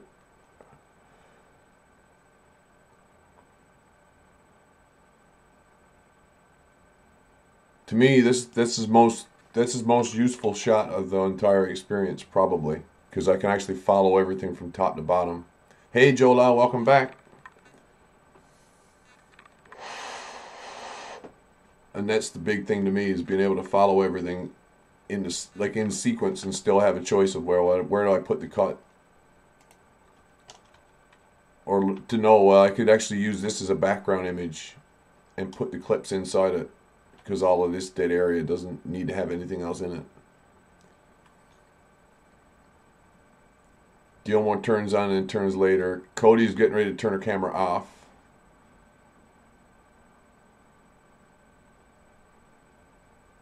Three of them filming down bottom, and I got the HD stuff too now for that entire bottom sequence. It is neat to see it working, but I got the camera tracked off to this set of controls, making it simpler to do the camera moving. Then it's one little change is going to have to be made here, because I don't think he backs off on the gas there. And it looks like he does in the animation. He jumps ahead there. Maybe that's right. Maybe that was right.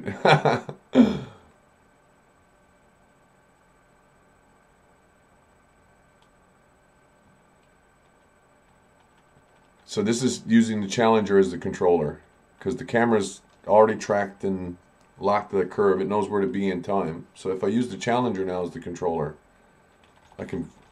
the Challenger is selected. If I go to its next keyframe, I can jump forward at specific times and double check the camera's where I want it to be.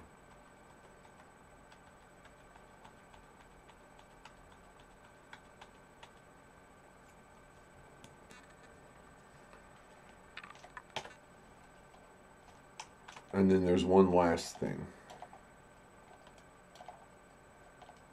This camera doesn't need to be visible. There we go.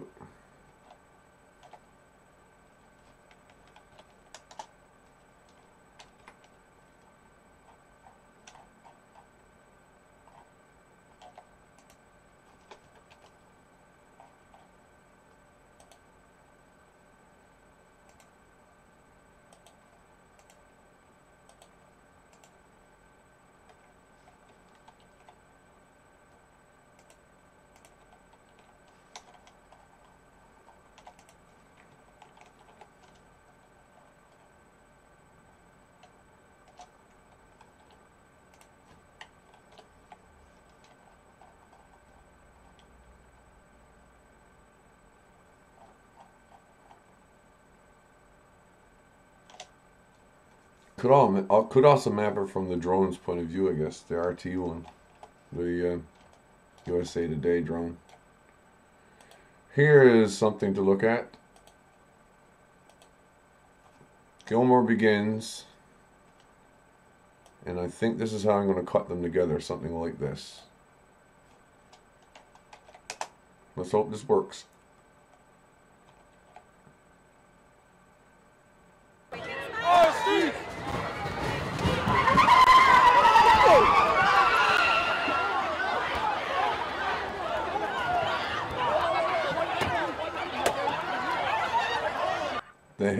The hits there on the van should be in time. Like, we should see them from NUP, but in time with the audio from right alongside it.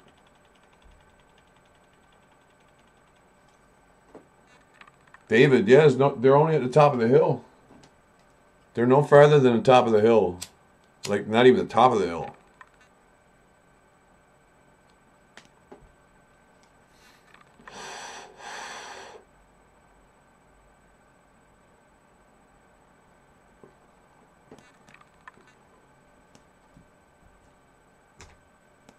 Very few people got good audio recorders. They got decent cameras sometimes, but they don't have good audio. They never got good audio. Unless they're like recording. I didn't realize the HD stuff was I-24 either until last night.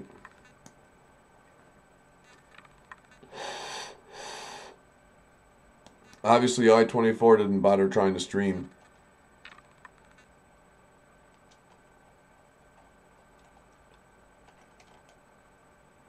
Okay, let me add some more audio tracks to this little experience.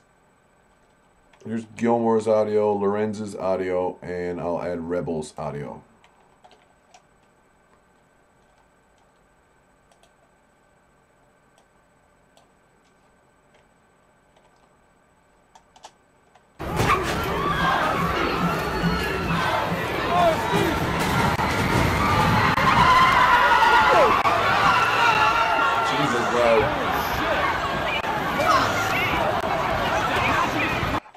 Really loud. Blew my own eardrums out.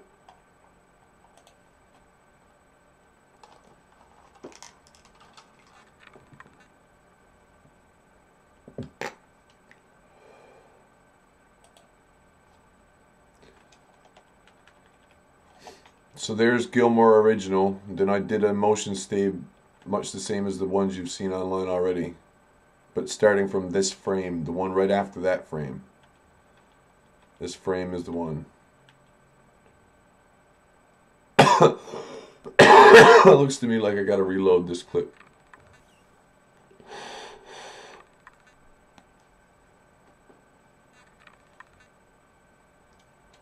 Yeah. There's a squeal on the I-24 one, which can only be the van. The van's parking breaker, the parking gear is causing the squeal. But it ain't very long. I'll reload that clip.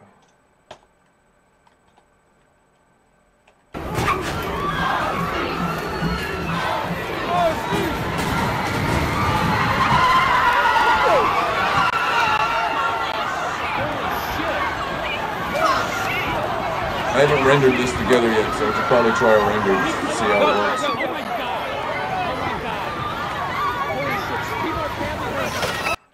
Because it goes all the way up the hill, alright? right to the way of it, the end of Gilmore with another motion stabilization after that, or motion stab. The I-24 is the one that's right next to the crash. It is this clip. If I turn off Gilmore for a second,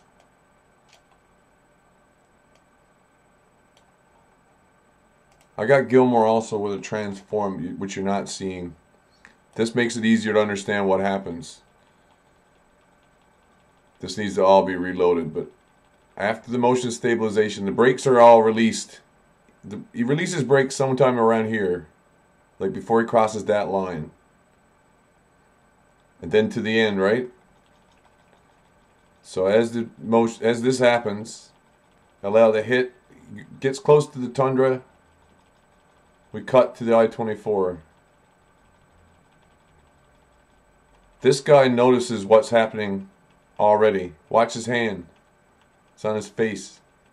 He sees it. It's right after yelling our streets. Then he covers his mouth up and he dodges.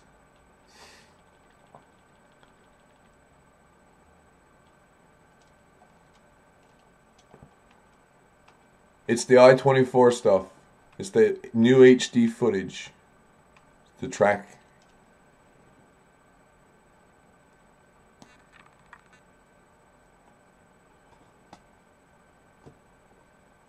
Are they really picky about that one? I was using it all last night too. But I think it looks better like with the allowing for a motion stabilization pass right before. You can see when he releases the brake. You can see that. You can see when he gets close to Tundra. So when he does, I cut back this way. You see the van coming. You see the missus is going to roll. See how she's already on one of her hips? She's going to roll that way. You can't see me. I got my camera turned off. Damn. When she's on the hood, she's going to roll, right? She rolls that way. Okay. Watch her. You can see her do it. She's front on now. She's turning. She's already spinning. Camera guy didn't even lose his footing.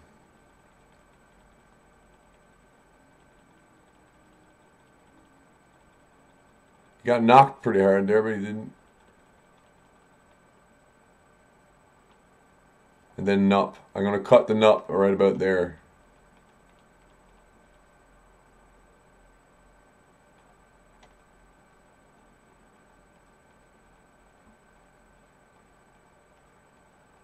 Could show them both at this moment in time too. Could put nup as an insert.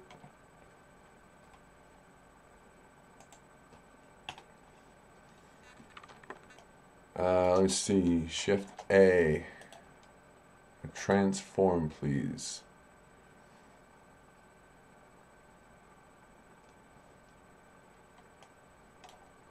Because he's a big image.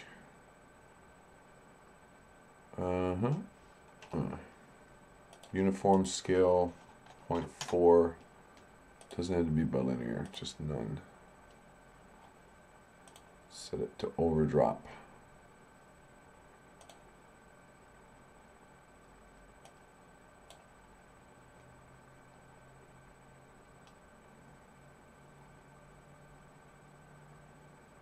Now for the controls, for the actual effect. I can position X and Y, and I can scale up and down this way, and I can keyframe that to make it bigger or smaller. And there's a zoom built into it, so it doesn't have to be terribly big.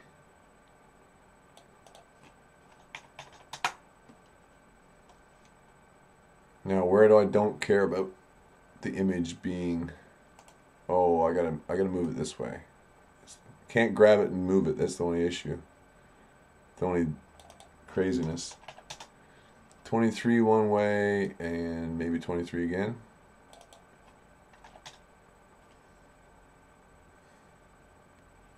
If I don't like this side, I can also put a mat on that, like put a mask against it, so I can fade this side off and leave the other side the way it is. It's not hard done.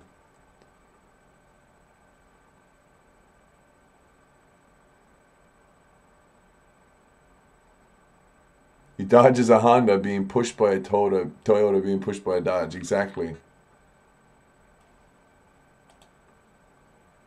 The only thing working in his favor is it's consistently getting slower as it comes closer to him, so that the people that are jumping back from it. But the dude who's right next to him, man, totally bails in front of him. Sees it coming from back there. They're next to the... Look, he hasn't really moved forward, and he's already close to the street, to the manhole cover. Green lady's still on the camera here. She's going to be lying down with her foot there in a minute. They're not very far into the intersection or far from. He's on the sidewalk. He hasn't moved. He hasn't moved since the time the accident started. This dude can see what's happening. That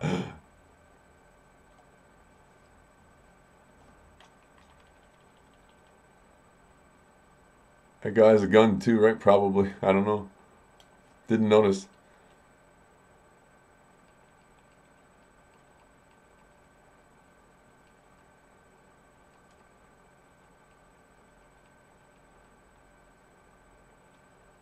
Oh, yeah, there's the driver.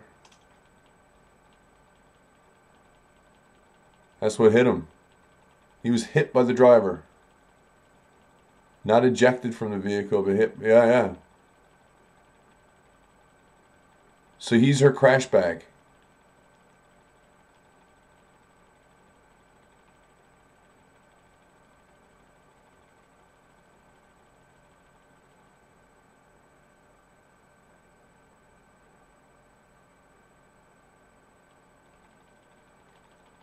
See, we can get a reverse angle on the same thing we're looking at, right?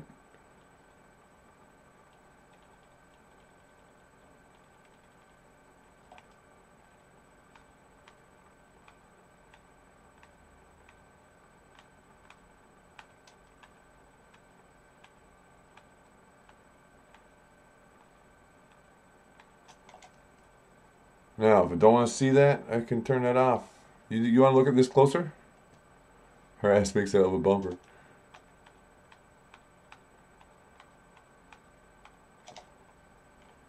Turn off this window and hit home, so we get like maximum display.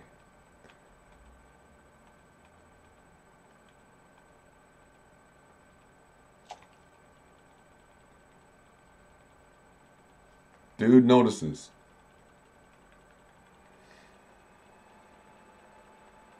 Man, oh man.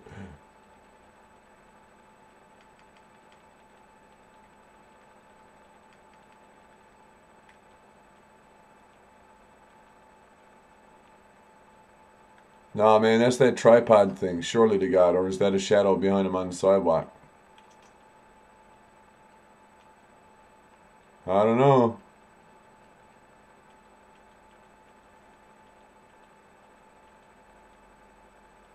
Tripod. Coming off over here. There's a hell of a long handle on that gun. Was it like a Super Mag double long clip on the bottom of it or something? I don't know. Here you go.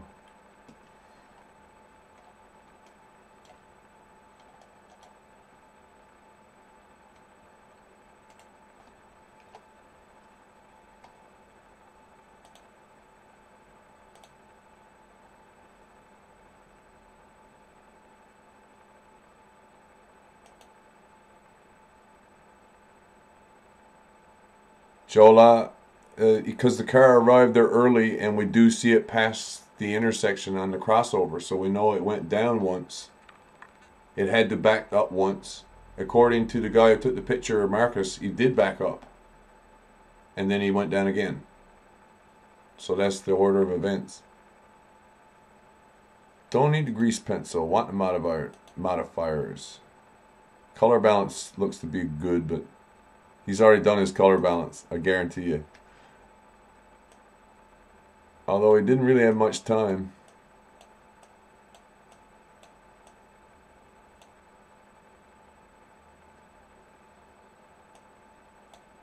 The guy who took the picture says he backed up. And seeing as Ford got him going down there, it kind of stands to reason he must have. He had to go faster than he could have got going in that little distance. He still had to slow down.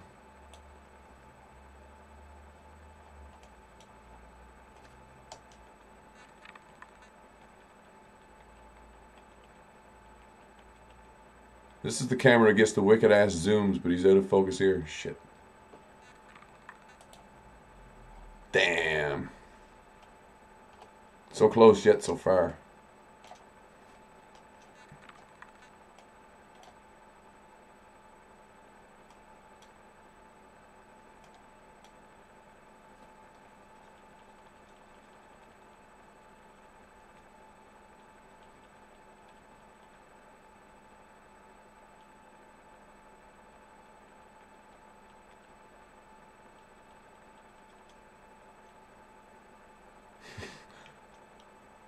I'm looking for another event now. I'm going to look for this on Jeremiah. So this guy is not happy. I think it's him. Yeah, look at his arm. He's moving his arm and he's whipping something around. It's a bike lock. Bye-bye windscreen gone. He's still planted from having done it. He swung his old gravity like that in order to get the torque. And there's the lock on the recoil. Took one in the knuckles. Was he knocked over or what? He just decided to do that. The sound is on the audio. The sound is so clearly there that I got to know, like, is he on? He must be on Jeremiah. Nut must catch it. It must be easy to see it too. Yeah, look. Is that the moment?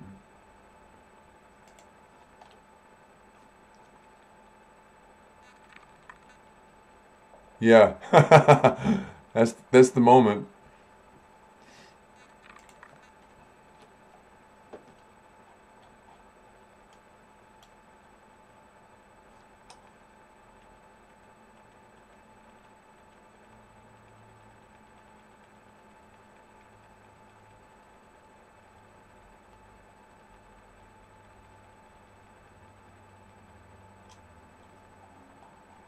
Fan's still moving.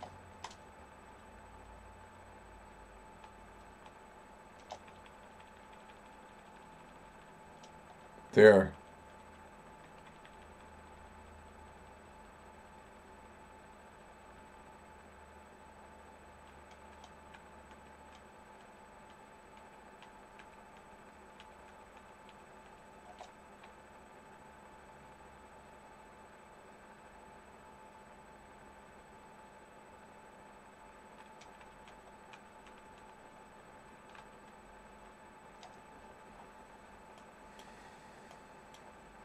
That dude. That dude. So these are out of sync by that much. And that's a guaranteed out of sync problem. This is the actual event happening. This is the moment that's happening here. Or just about to. I could correct that right now and have it done. It's kind of nice. No audio for Jeremiah to worry about.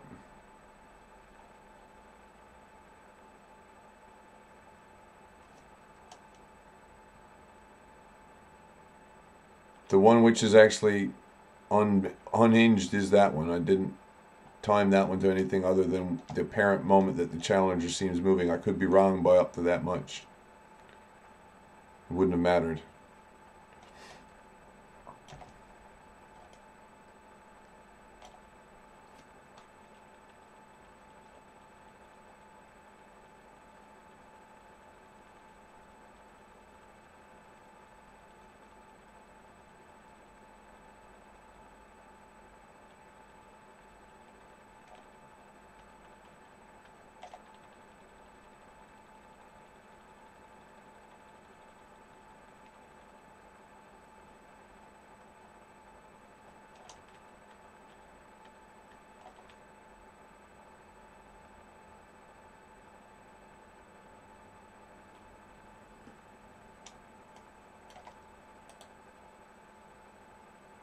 Club unhinged. I don't know.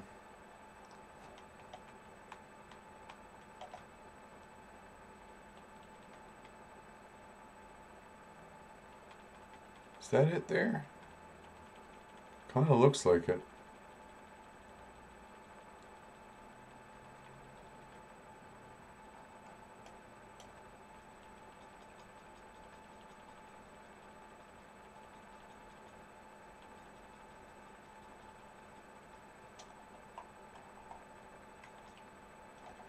Shoot. I got some effects applied to this too. I'm fading it out among other things. I'm going to turn the effect off. Clear the keyframes. Yeah, core group. I hear that. I hear that. I posted a link there last night to a Google Plus community page where you could post odds and ends if you wanted to. Thing is, Google. So, you know, filter appropriately.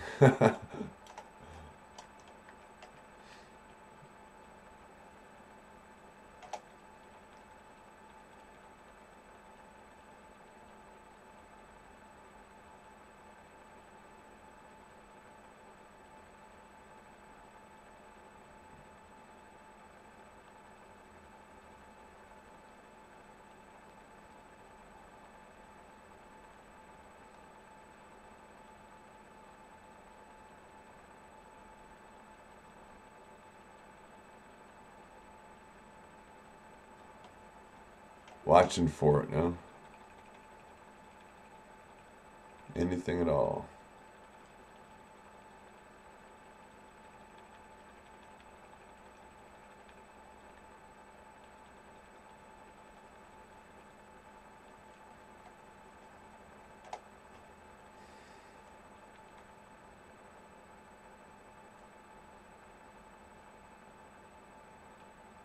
Don't know.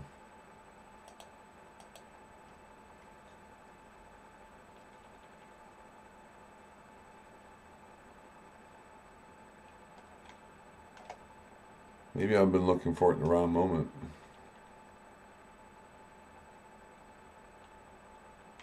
That almost passes for it too, right here.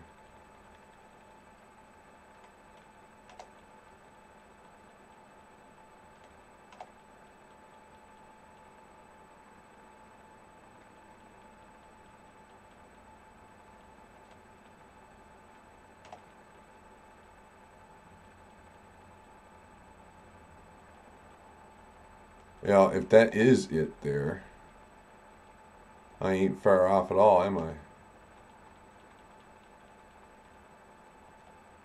Guess so.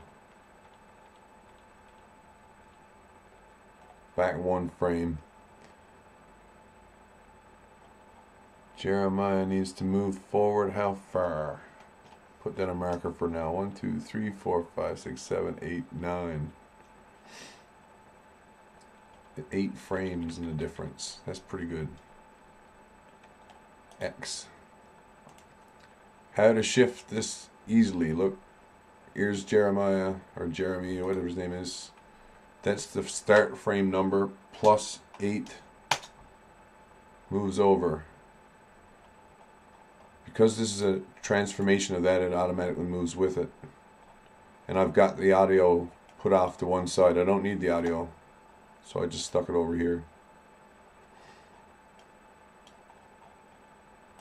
So now I think both should be in good time with one another. I could listen to one without the other, I mean. Turn off Lorenz. Turn off Gilmore. Actually, keep Gilmore on. Maybe we'll hear him coming. We'll hear him coming.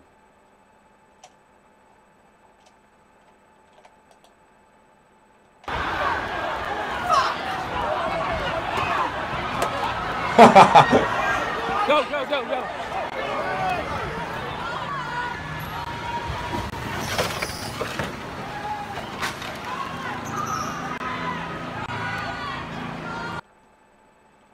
Sorry, I had to laugh at that one.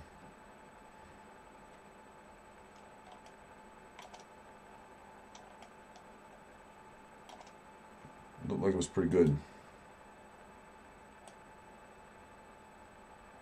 This is my favorite kind of synchronization. Audio track from right next to it, and video from over here. Excellent. No question whatsoever as to what to use to just find a few moments.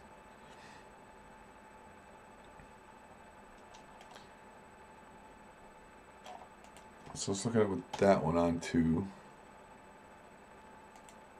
And that's the one that needs to fade over to Gilmore and earlier. Gilmore's still on.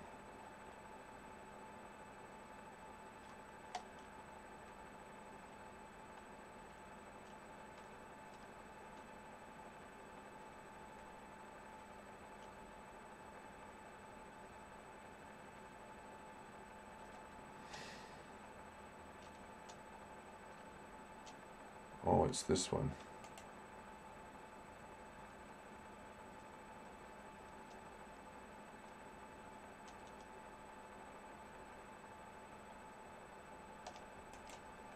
Hide these. Okay, and I got stuff loaded in the background. I was listening to this stuff. Got 30 minutes through and I wasn't paying attention anyway.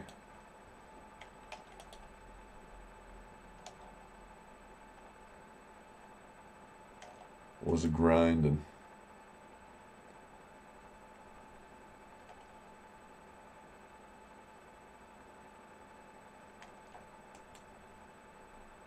This is plus 23 plus 23. Yeah.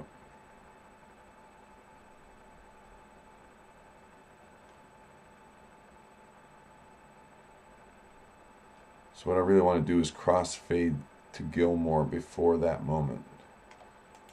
So down, page up gets to the end of the clip. You can see we're looking at Gilmore already. So 1, 2, 3, 1, 2. I'll do a 2-second crossfade. This is set to cross already. Gilmore is underneath it, so it'll be the one that's displayed as the underlaying track.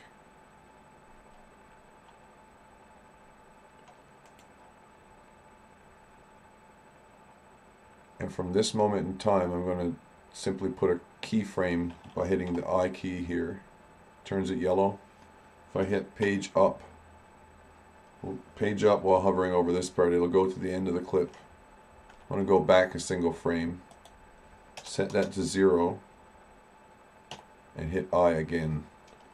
Now there's a crossfade in there. You can also do what's called a gamma cross.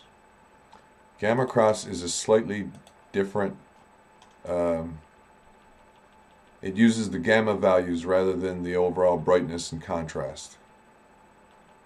So that, gee, that looked weird, didn't it?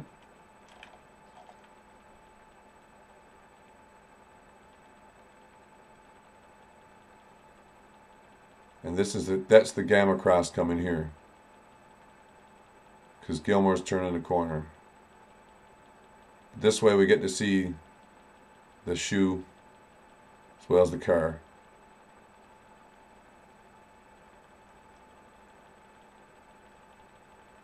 Because Gilmore.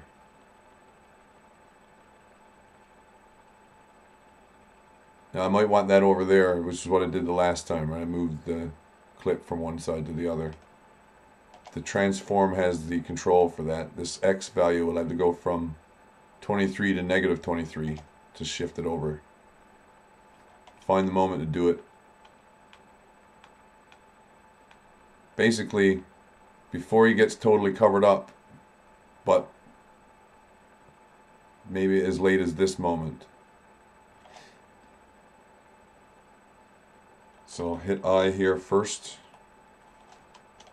10 frames, 20 frames, 30 frames. I'm using shift and up arrow to get by 10 frames at a time. Just 50 frames there. Probably way too many, but it'll already be most of the way there. Negative 23. Hit I again. That's the move. That's the move done, like. And now it'll automatically slide it between them. And as I've been doing everything else in the graph window, I'll also show you this. Don't need to see the 3D window for a moment. Still have this clip selected though. I'll put it in clip view. This clip's still selected. And we just keyframe the X value. Translate X for that. If I hit Home, here's the various values for the key range that exist. You see that there's 0 to 23, I guess, implied there.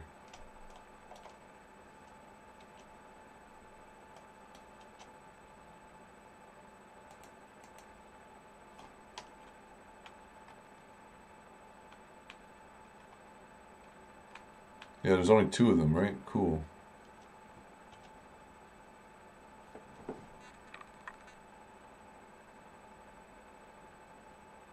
I don't want to see these translate ones. I want to see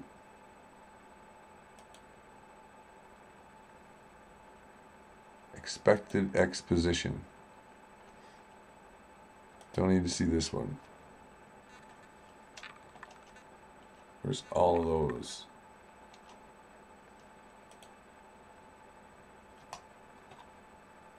Here we go. Expected X position. I don't need to see these 3 curves. Just want to see this one.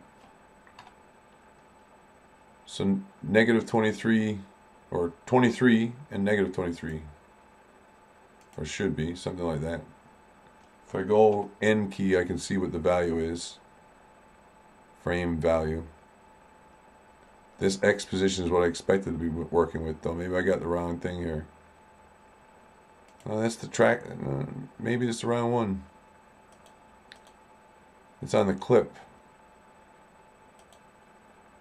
Translate X. Home. Yeah, that looks more like it. 23 to negative 23. Because everything is a curve in Blender. If I want that to be a straight transition from the time it starts to ends, I go hit the V key and go vector. It'll flatten it out. Gives it a straight line slope from start to finish at constant velocity.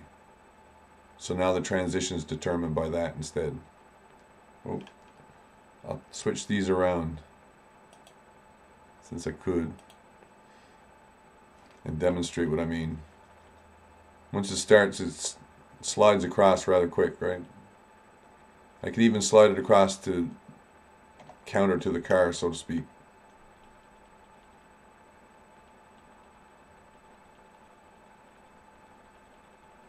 We also see, though, it gives the impression that it's staying still in the middle of the image with the slide.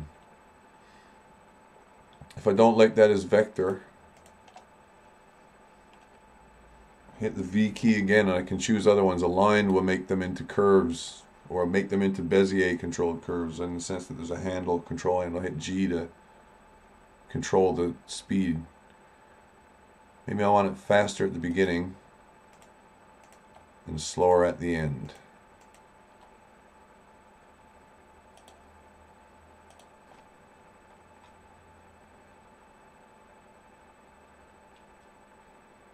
So it's as easy as it gets, really. Yeah, a little bit like an airplane, maybe. It's got a learning curve like a cliff. I've said that before, but I like it. And I hit tab there to turn on the, so like, now that I've got that done, I can't inadvertently change the curve. It's locked in. As long as it's visible, it's clearly visible.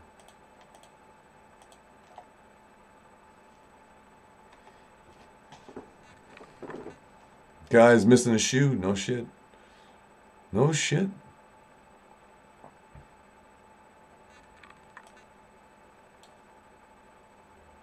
Seems to be more than one person too. There must have been a couple of them caught between Tundra and Challenger. Had to have been. And I'll tell you what else too. There couldn't have been. I'm gonna start doing a little tally sheet, physically counting on a little tally sheet. 1, 2, 3, 5, 10. I'm gonna do it and start counting how many people definitely had an idea to be somewhere at a certain time, a certain place. Definitely. Had to have. because there's more than one of them. And I still haven't made my mind up with Taylor Lorenz and GK. Like, is that a romance gone wrong, or what? She thinks she was getting a hot inside tip inside the PD, local PD department. Next thing she knows, it's chlamydia. Ah.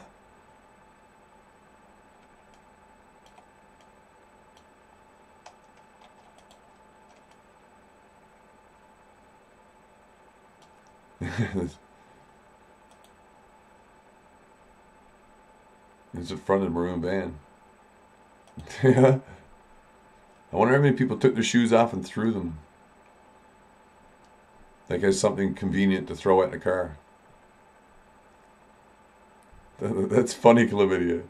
Chlamydia. I think it's CLAMYDIA or something. Something like that.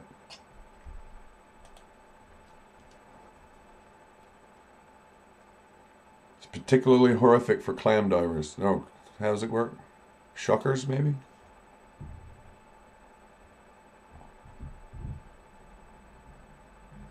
Maybe 55% is too big. Either way, the keyframes are now locked in. Rather than physically changing these 2 times, I can use the graph window to quickly do that. That's why I prefer doing the graph window for almost everything. I could change this one to vector.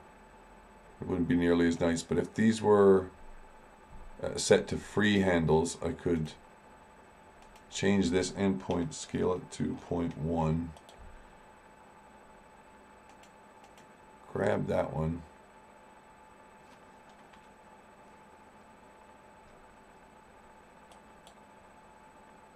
Oh, I'm trying to get the edge of the barrier here. Zoom in a bit so I see the edge. Grab Y and start to slide it where I need it.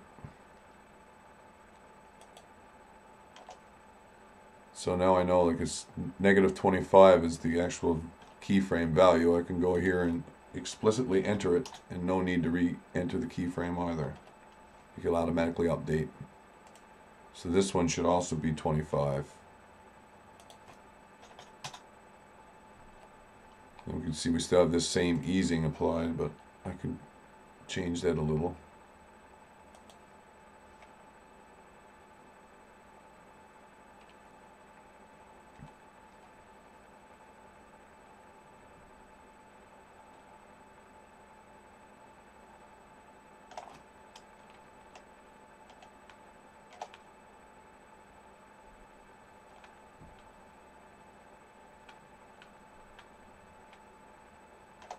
But yeah, for doing picture-in-picture and stuff, it's really nice.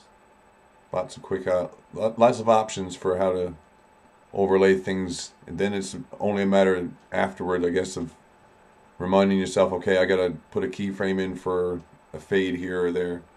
There's also in Blender, I haven't showed this in the regular clip editor yet because there's no real use for it, or no real space for it. There's a way to blend between overlapping clips like this one and this one, and what'll end up happening is it places a clip on the top of it which controls the fade or the whatever, so there's wipes and the like available through that if I want to do like a clock wipe or something. Larry's order 5 clams please with the CH, right?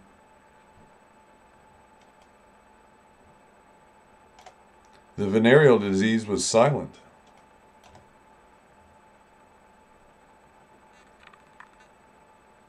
Man.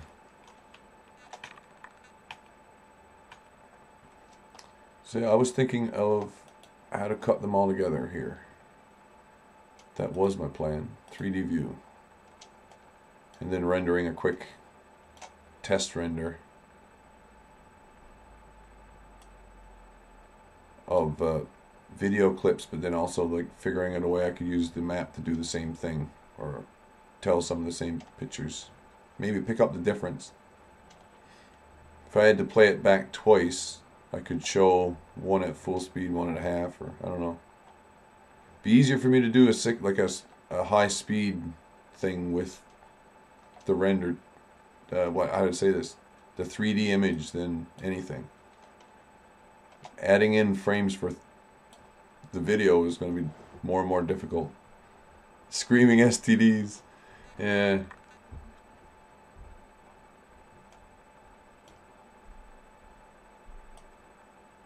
If I play a gig and somebody claps, that's usually my first statement.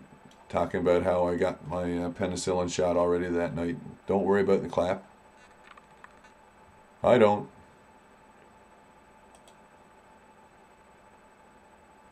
It's fun for you, it's fun for me.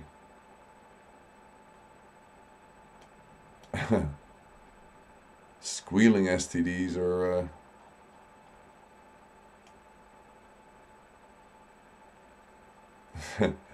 the lingering discharges, the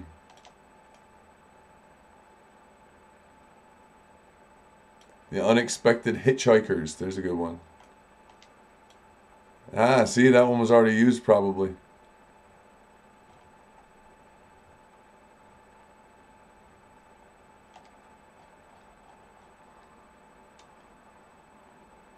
There are.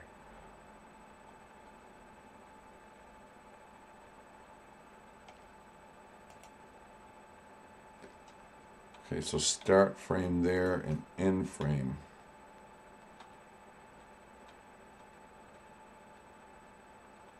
Oh yeah, yeah. Actually, there was a local band here for a long time that one of the members like unilaterally announced that the band was going to be called Free Beer. And that was what was on the outside the clubs that they played at, right? So everybody went ape shit for the free beer thing for a little while.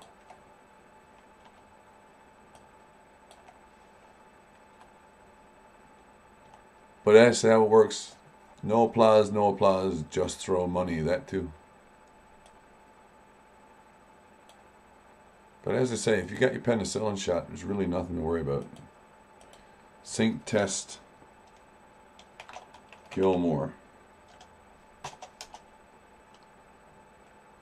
I want a higher bit rate than that. A maximum bit rate lower. AAC audio samples, not going to really get higher than 128, I don't think. Small frame range should be easy to deal with. I'm going to check from the beginning now and make sure I've got everything as I want it before I hit the render button. Might take a little while where there's overlays.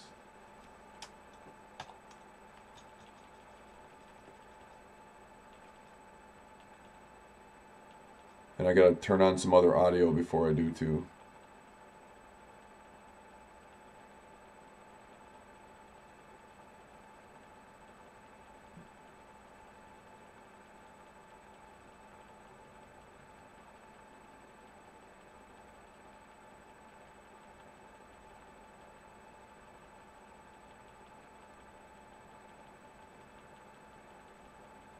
Because that's the motion stabilized clip from Gilmore I got on the top there, and I want to fade that out instead of just hard cutting it. Same process. There's the end of the clip. So it ends on that frame. Set to overdrop, and it's got an opacity value. So I'll hit a keyframe there for now, even though there's not really the last frame.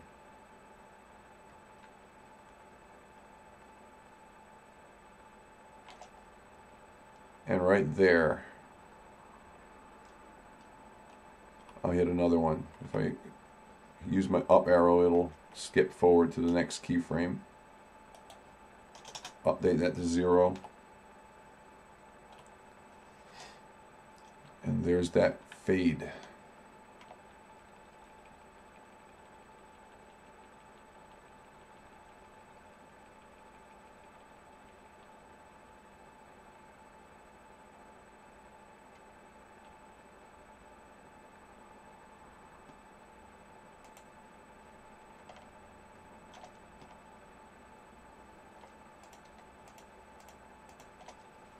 Grab Y. I could do a cross in this case. Could do a wipe. I'm going to. So because this one overlaps with that one, and because this one's going to be overlapping this one and then Gilmore afterward, I got to wipe it off of something. I got to use something to wipe with, so to speak.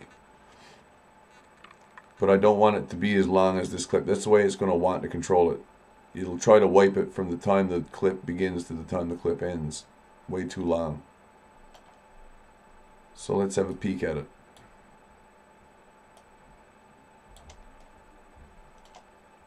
First frame, right? Yeah. I select this one, holding shift to select the second one. Shift A, effect strip wipe.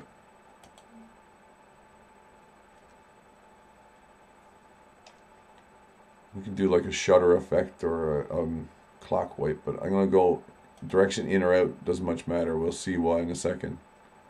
Blur width generally does help to have a pixel, like some kind of a blur width applied. 0.5 is too wide.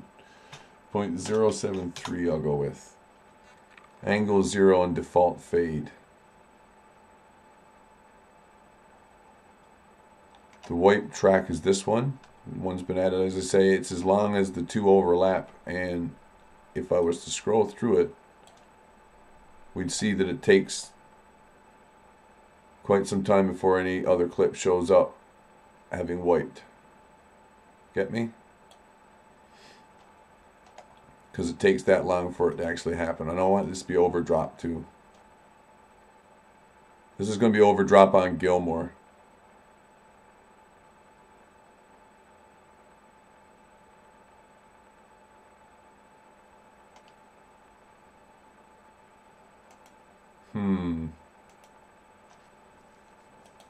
Maybe alpha over, maybe. Won't matter. You lost the stream? Damn, doesn't tell me anything but that. Not saying nothing. Also says I've only been streaming for 2 hours, which seems incredible. I have a vivid memory of streaming less than that. Very vivid and vague. It's 2 hours since I had a cigarette.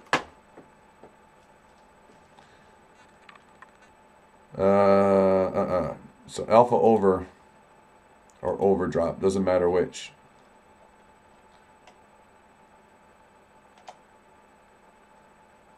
But I want this to not be default fade. I want this to be controllable as an effect fader.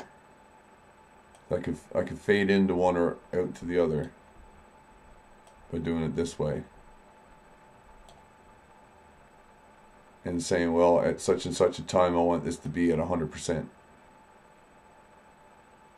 Or not. But since this is set to overdrop, what I wanted really to get is, which one is this one? That's the crossfade, right? So I should set this to cross as well. And see what happens.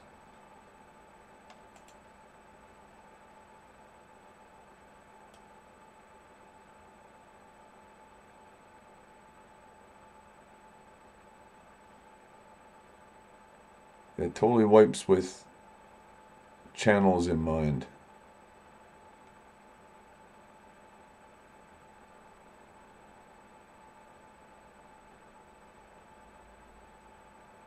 Now, since I am showing the image at the top of it would make more sense to wipe the other way, if you know what I mean.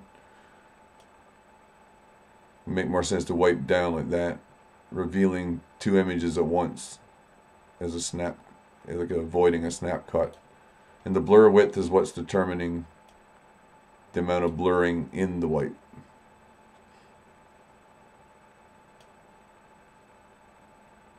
Looks better tighter.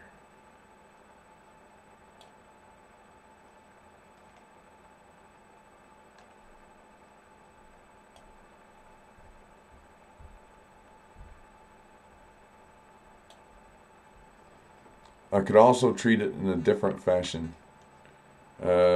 how to say this. Because wipe here had two different tracks provided to it, like input number 1, input number 2, the transform channel. I could choose a different input number 1 for the wipe. I could say, well, I want this one to be Gilmore instead, or whatever. But if I want to do that, it's better off for me to delete the clip, the wipe I mean. Select Gilmore and that one. Shift A, add another one. Turn off default. Leave it out. Blur width 0.055.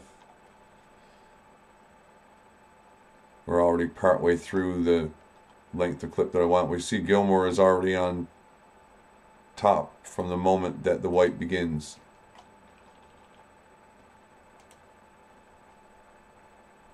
Only a single trans. You can change your wipe type there. It's set to overdrop.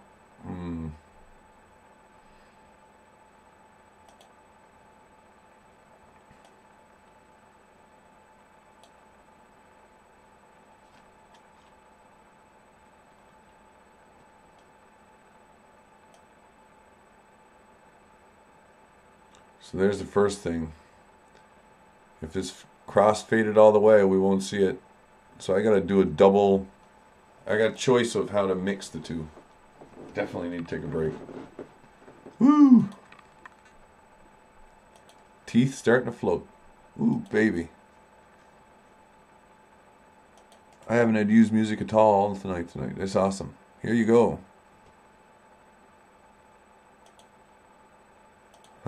Or not. You know, do as you will.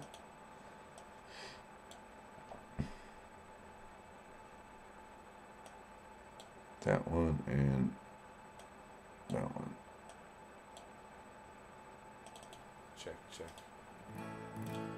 1, 2, 3. A long fern for you.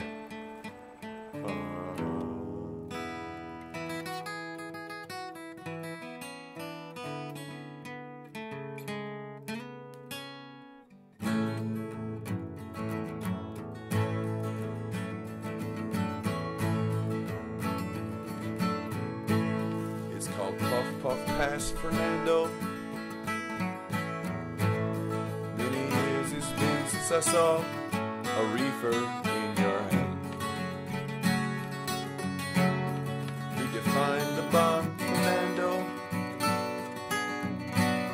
That dandy little glass one you got outside of Disneyland. I can see it in your eyes. You wanna try to steal across like the Rio Grande. No, Tommy Chong made it, man.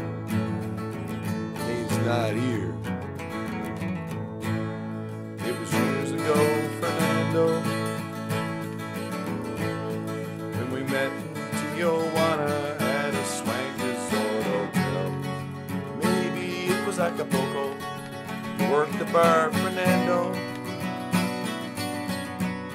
You were really well connected to the Zetas, I heard tell. And it was tattooed up and down your arms, that wide variety of chemicals you sell. It was something in the E, I think, but not the drink, Fernando. Drinking mezcal from the bottle straight, the word can wait, Fernando. Though we never thought out of grass. Got a dealer who delivers, man. Guy's got a van, Fernando. Got a dealer who delivers fast, as in the past, Fernando.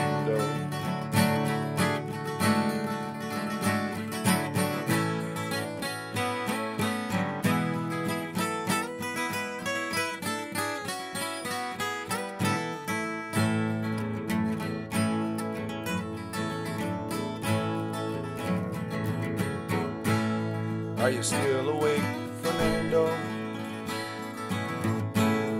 Would Would you put me in recovery position if I'm fit? Am I breathing right, Fernando? 'Cause I feel a little queasy from the smorgasbord we ate.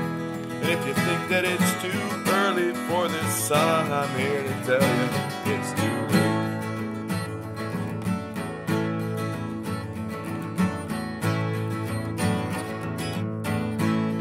We were closer than Fernando. Many hours, many minutes seem to last eternity. And the firelight, Fernando, it was fucking pretty trippy once we dropped the LSD. And then the magic mushrooms, ayahuasca, don't forget the peyote. 'Cause we got into the nitrous first, my guts done burst, Fernando. Then a big old bag of coca leaves for you and me, Fernando. No one ever thought you could run out of grass. The coyotes, they got some in the truck, with any luck, Fernando. Inside 10 miles of that Churchill Square, he's got your gear, Fernando.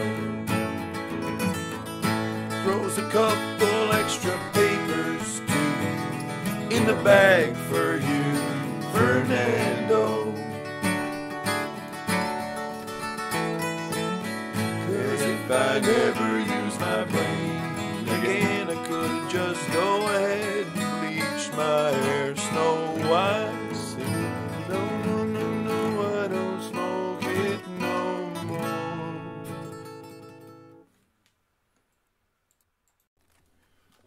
Question: do you do a banjo track first, or do you do a guitar track first? It's banjo. Just to find out the hard way. Whatever you do, you don't fuck it up. Try not to laugh.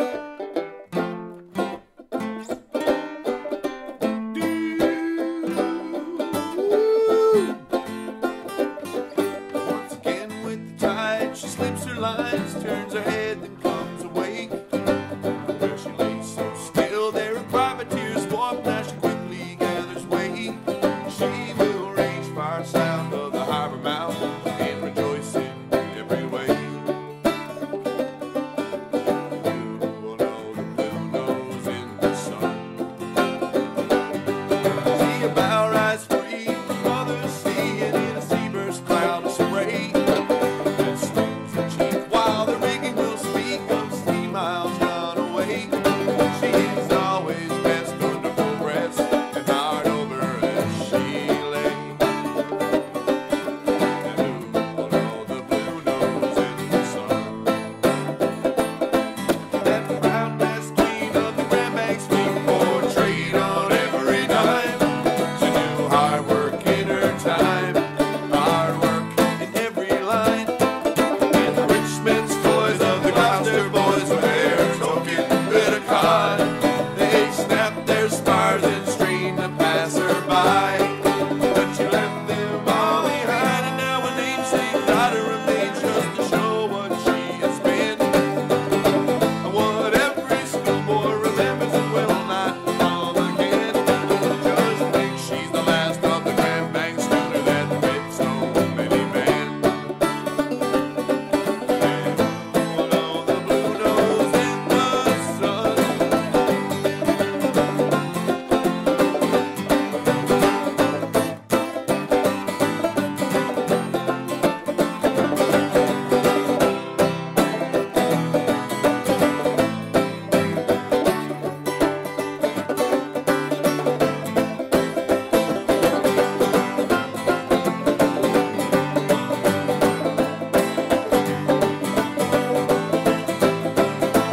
But she's not tasting like a living thing, child of the moving tide.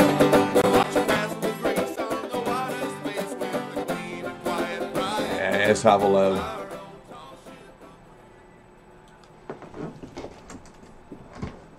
Loud in here. Who's talking? Who's talking?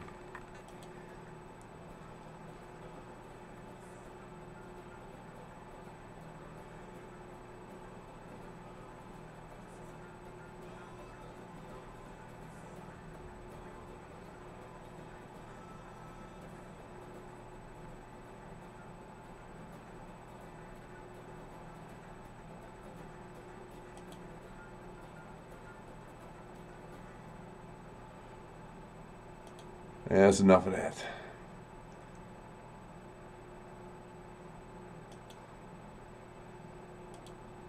I was watching the I-24 one last night. It really looked like they were carrying somebody away in the flag at the end, wasn't it? Or was that a stretcher? Why was the flag involved? I didn't understand it. I didn't ask too many questions. Thank you, but I didn't write that one. That's a Stan Rogers song. That's a cover. And if you ask me, when he wrote it, he was thinking about the riffs from Stairway to Heaven. So he ripped it off too. Everybody rips off the same bloody chord pattern. Right back. I got an idea while I was having my break.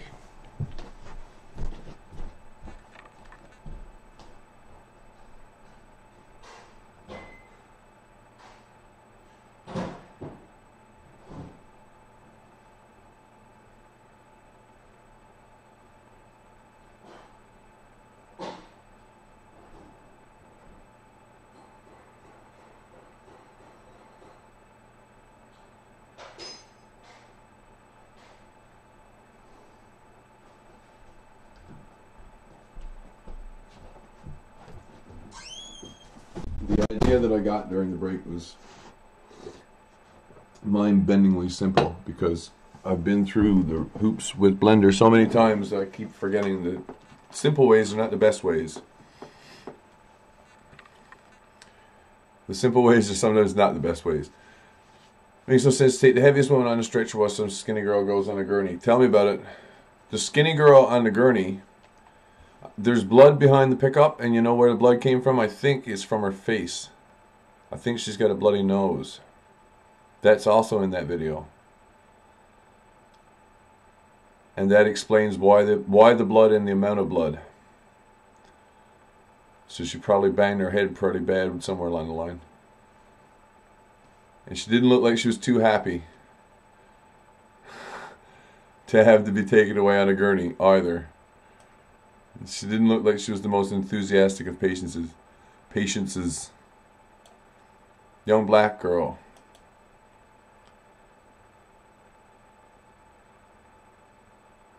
Some of them, the guy laying on the heather is a piece of work. Yeah, I have seen that video. So anyway, the wipe that I was trying to do, that is a fool's errand. There's a better way of doing it. This is the transform to get Jeremiah up on top. If I want to wipe this individual strip, this transform 2, I could call it GK or JK overlay.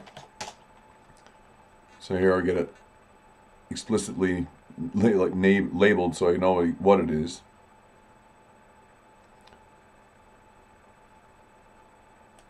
It turned orange, David. I think it turned orange because it was washed off with water. Someone cleaned their face using water because they had a bloody face and a bloody nose, and the nose is staunched up afterward. That's why the color.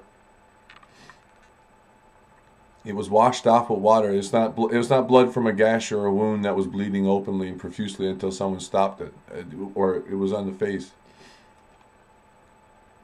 So it's there. I saw some on TBD last night. Quite honest. Texas Book Depository is probably some of the best footage of blood, and there is a couple places.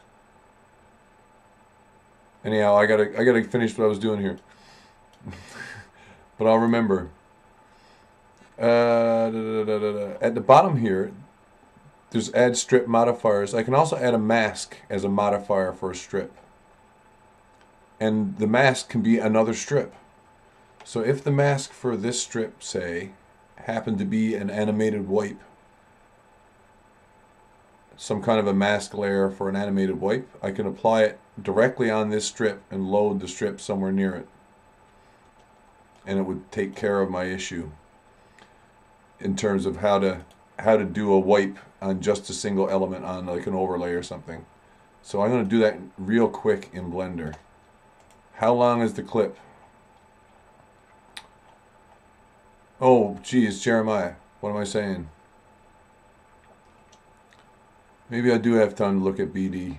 TBD, DBD, DBD.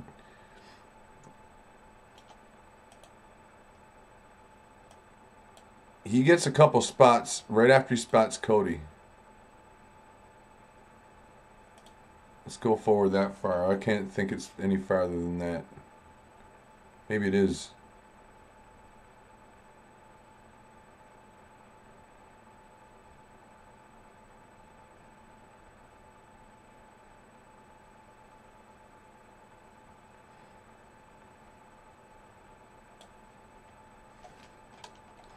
I gotta...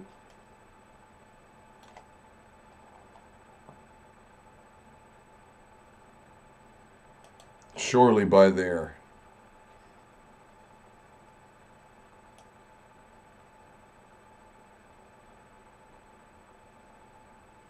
Not on this side of the street, but around the corner.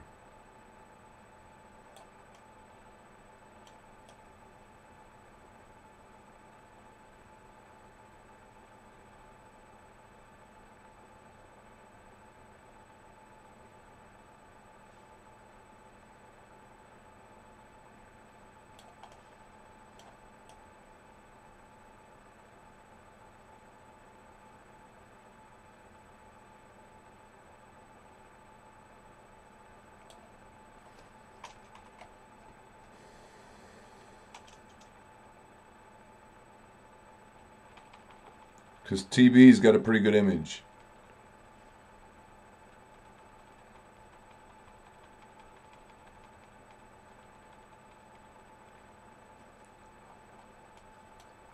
That doesn't look like tape to me. It could be tape. Could be someone's tape got torn off. I don't doubt it. But I don't know. It's not on something. That's the funny thing. It's not like a person.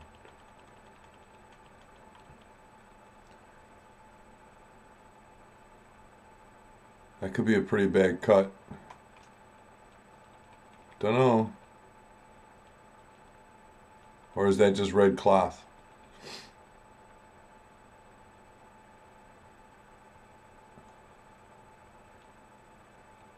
On the sidewalk, look, or that's blood.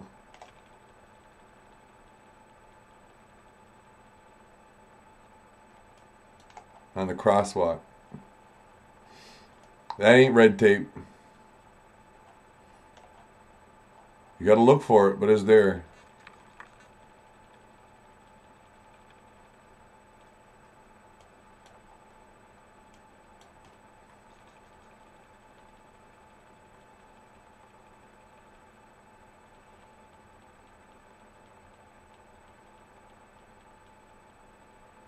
Surely that's not red. Is that red tape or not? Sometimes it could be red tape, sometimes not. Possibly blood. So if there's blood there, that sign is covering it up. Admit it. There could be blood there. Maybe that's why she threw the sign down. Is that why he's kicking it?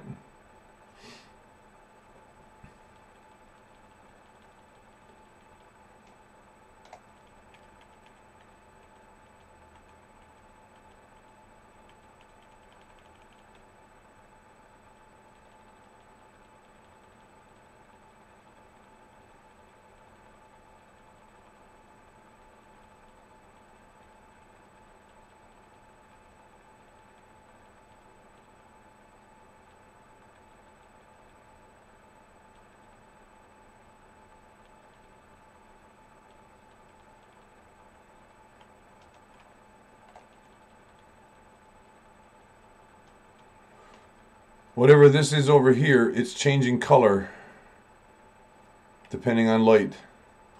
Goes from like a green color to darker.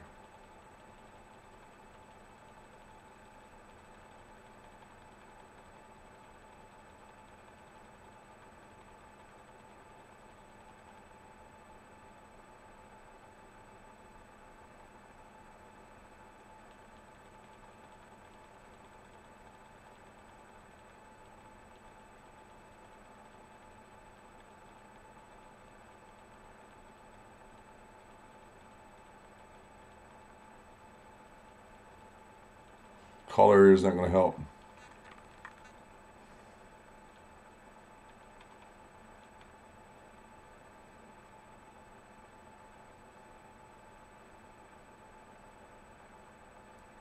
Anywho,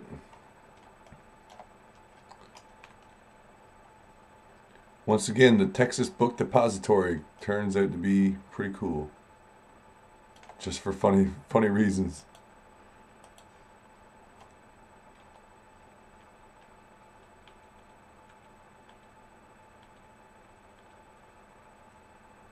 Okay, I can hide that one. E.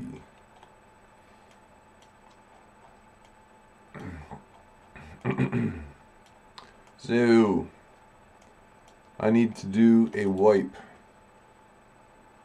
but it needs to fit in the space of time. I probably want to use the 3D window here to do it too. It needs to fit in the space of time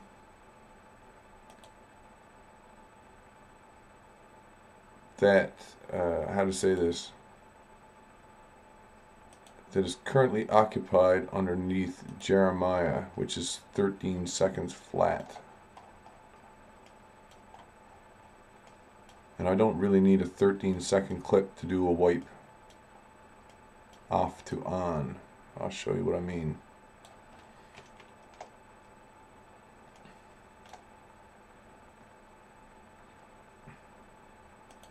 Currently in this track, this is what we're working with. And in the 3D window, absolutely nothing.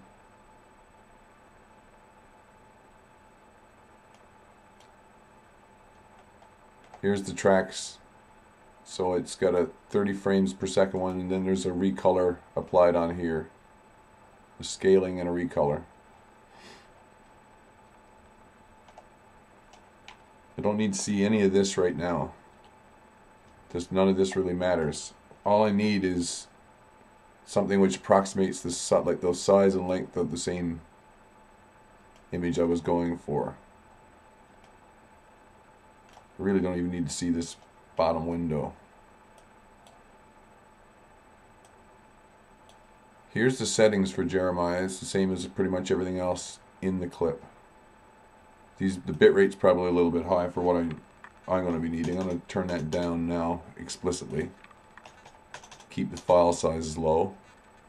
Doesn't need audio. Hey, little apple. The tall guy with red shirt, black hat, huge backpack, says David, that was running to every victim. Called the director poor. It's poor in my opinion. It just shows him trying to clear the street. James crashed big time. Can't hear my audio? Oh, I didn't crash. I'm doing something different. I'm going to be doing a wipe effect without using Blender's built-in wipe effect, because the built-in wipe effect, as lovely as it is not as easy as doing it the way I'm going to show you. Might take a little while to get it to work, but it won't be that difficult. Here's a default Blender scene. I'm going to do it in perspective just because we can. If I zoom out, we're just looking at this gray space. If I turn on my display options, I want to see the world background. No, relationship lines, grid floor would be nice, and X and Y locations, or like axes. And maybe relationship lines too, if it ever comes to that. in perspective mode, I can pan and tilt by just using my middle mouse button. That's not why I brought you here. I was going to pull up a camera and it sets itself to the view that I'm currently looking at. And with the camera, I'm going to render a short sequence. We're at top perspective here. Going to go to the controls, get the end pad. I want rotation X 0, I want rotation Y and Z all 0, so it's pointing up and down. If I look from the side, we can see it's like looking straight down. If I increase Z, it'll be looking down at the floor. So there's the camera in 3D space. And here's us looking through the camera. I'm going to add a mesh. It's going to be a plane. Plane needs to be just slightly bigger than the size of the camera in both dimensions. I can do them one at a time, like that. So hit scale and then middle mouse button to get it on one dimension or the other. So now it fills the size of the camera's image. I might want to actually back that up till it fills exactly on the left and right.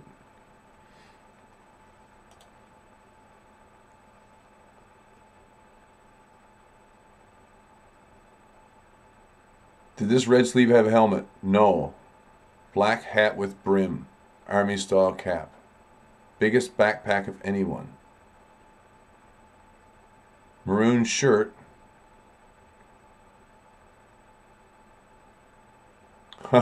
Sai's got all the links, man. Sai's gonna beat me every time.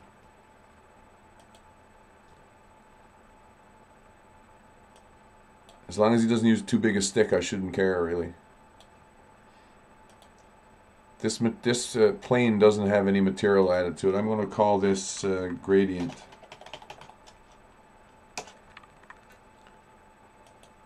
Doesn't have a material associated with it yet, but it could use any one of the materials from the map project. They're all in the same. They're all in this Blender file, so the ruler one will probably work too.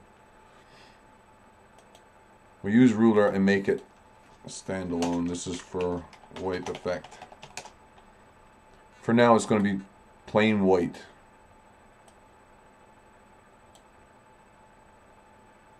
To get a matte effect in Blender, you can do it two different ways. You can use alpha channels explicitly to delineate, only show some parts of the image and some not, and it includes that as part of a regular image. With video, though, it's different. It's a little more difficult. With video, you have to provide it with generally black and white images to get a moving matte. But you could do it in Blender fairly easily because of the native way that it handles some of its own features like textures. For example, if I go over here to the texture window, it's right next to the material window, and say I'm going to add a new texture. We're going to call this one wipe.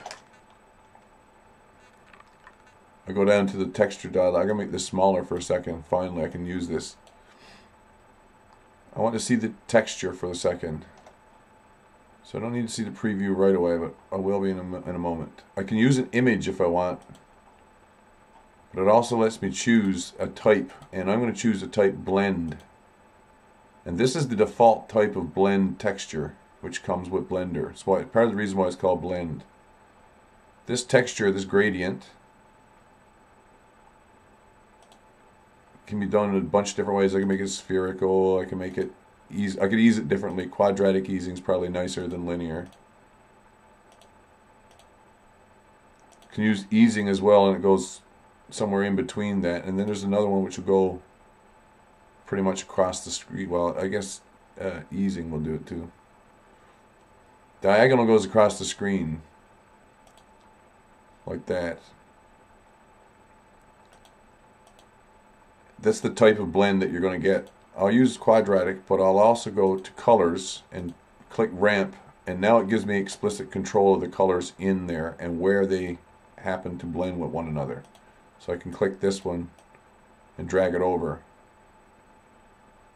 to create the edge of a wipe.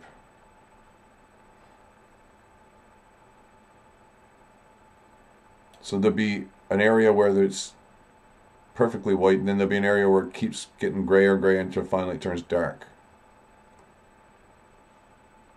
If I don't like the way that eases, I can change it here too. It could be linear, it could be constant, it could be B-spline. Constant's pretty harsh. Easing's probably better. That's really, really harsh white at the top end.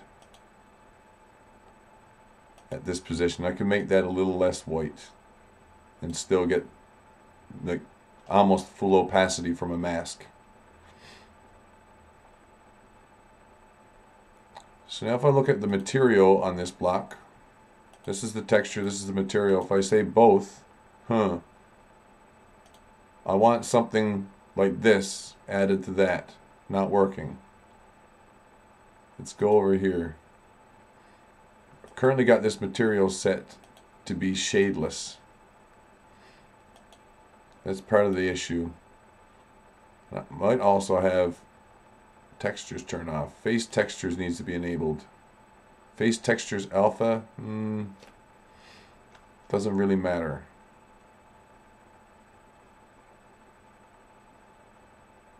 So now if I look at the preview,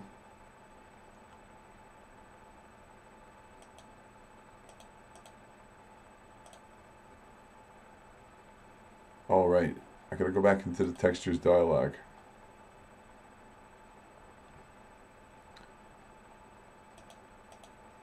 I'll go back to the textures panel so you can have a really good look at it.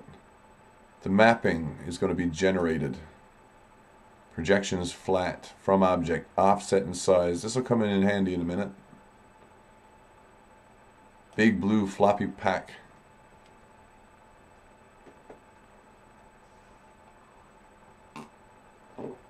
So I'm almost there, getting all the different camera views in my mind. I've got it really close. Thing is, I don't want to make the library too much bigger. I parked next to the Tundra yesterday and the hood was level at the sternum. David, he was hit by the tailgate, not by the hood. He landed by the hood because he was going downhill. But he was up by the tailgate, closer to the tailgate than the hood. Another point is he doesn't have to jump. He only needs to clamber up onto it. He doesn't need to jump at all if he doesn't want to jump. He can clamber up onto the Tundra a little to get higher and get over. So he doesn't. The thing is, if he gets caught up with it, then he gets carried further downhill. I think that's the thing. I watched Gilmore a few million times again, like last night today, and that's why I think it is. He's able to get off of the side of the Tundra to some degree.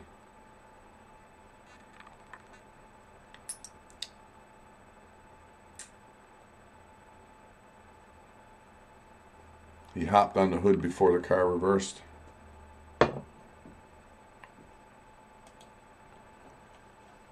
Now, client mapping. I want to affect the color.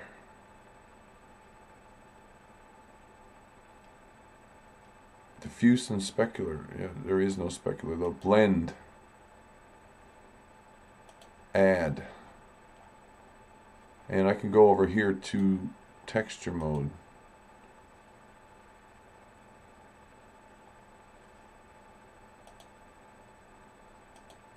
Material mode, and then with rendered mode. Render mode sees that.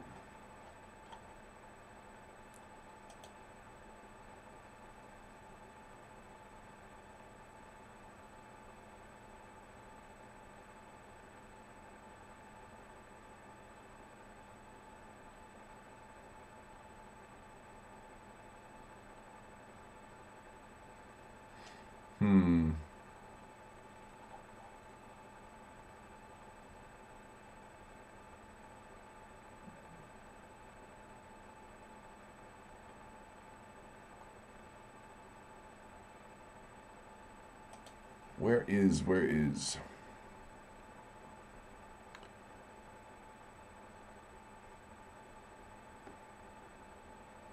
Is there alpha good on both?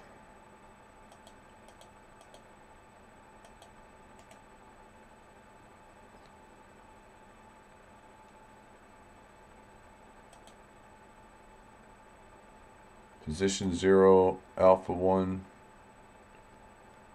That flips at position 1. Alpha 0. I want to see both sides of the curve. That's the reason why I'm making sure I'm getting this right. Affects color.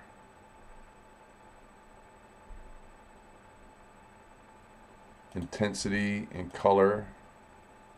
No, I shouldn't manage that one. How about if I multiply? Ah, better. What I wanted. Multiply.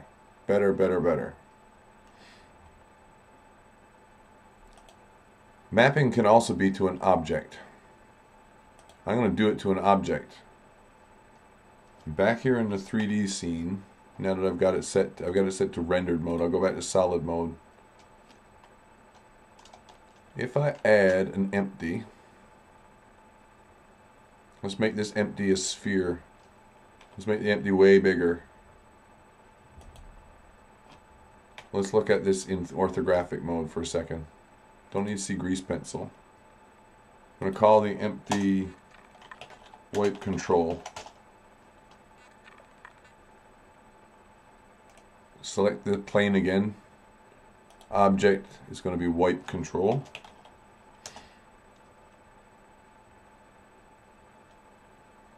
I'll select that object and I'll go back to rendered mode. And now if I grab it and limit it to the X location, you can see how when I move the mouse over, it wipes. Aha! Very useful. So I can go from full to none by moving this and animating the empty. Render this past once and then I've got a ready-made wipe for whatever size I need. And that will do me nicely. That's way easier than going through the rigmarole of trying to separate Blender's sequencer.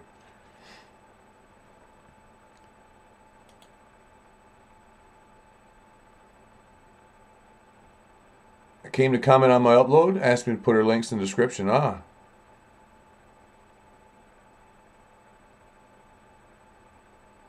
Did you catch the link that's August 2nd, the Evan Head made on the 4th?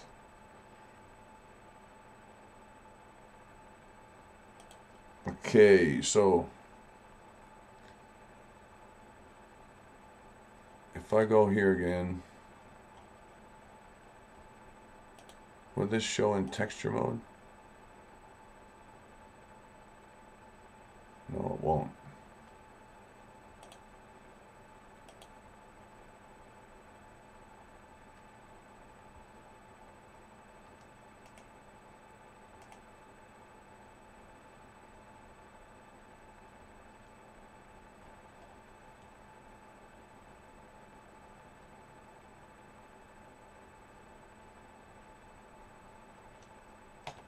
So grab and on X. Oh, wrong one.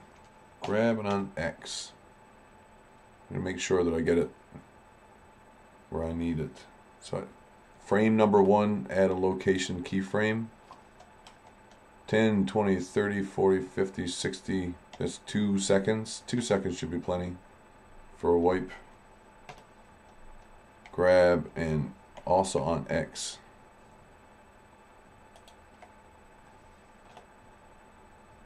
Hit location.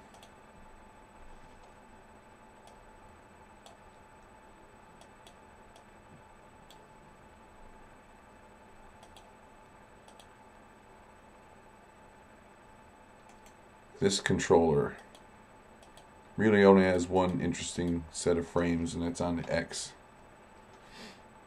And I want this to be a, well, maybe not too eased on the outside, because when it gets in, it's going to be going in straight. So I'll S-scale that one down to 0.1. It'll start slow and speed up. No good. Rotate, change it around. Start fast and slow down.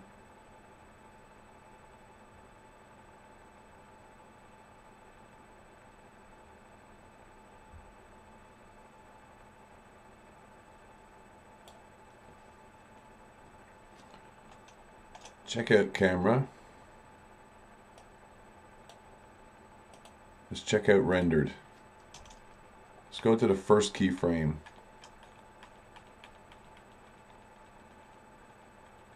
So there's the wipe. Happens in half the time I need it to.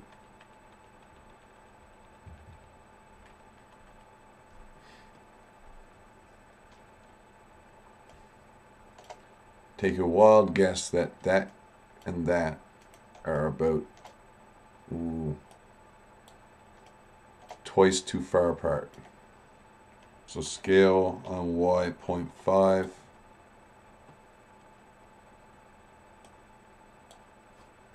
Go back to the first one. Still see all of, okay, maybe it needs to go back a bit on this side. Grab Y.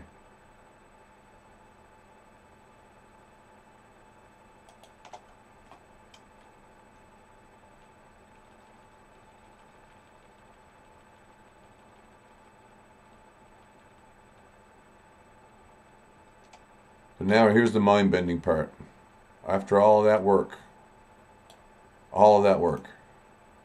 that's my sense of irony. I really need it the other way around, so I'll flip it around here rather than changing anything else. Just change the colors. So much simpler. Where's that darn controller?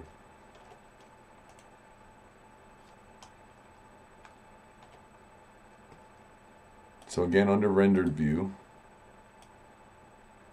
Now if I go forward like 10 frames at a time, we can see how fast the wipe is going to be and how it'll look, right? But I need it to be totally black when it starts, or there'll be no sense of wipe at all. And then I could fade it out separately later. Simple as anything.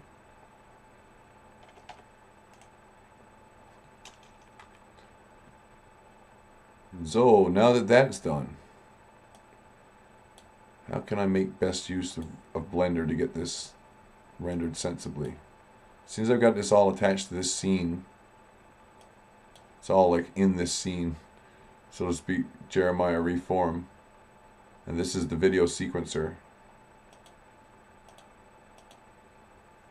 I can turn off the compositing side just for the sequencer side, or the other way around. I'm not ironing yet, but you know I've got I'm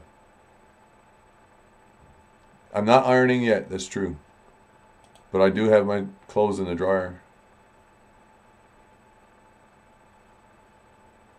I finally got to it today. So, thing to do is for me to add a scene to this scene. I can even put Jeremiah reformat right here as into its own scene. Turn off the 3D window.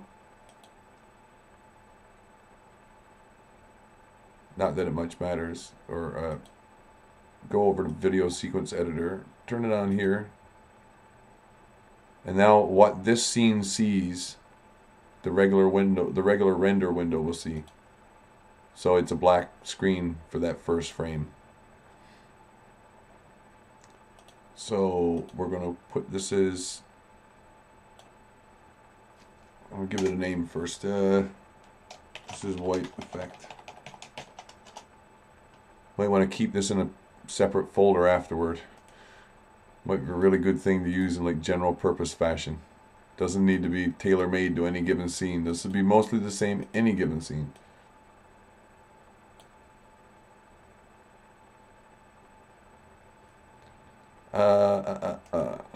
Here's that. So how fast does it take place? Under rendered. 10, 20, 30, 40, 50, 60. I was thinking no more than 60 would be enough.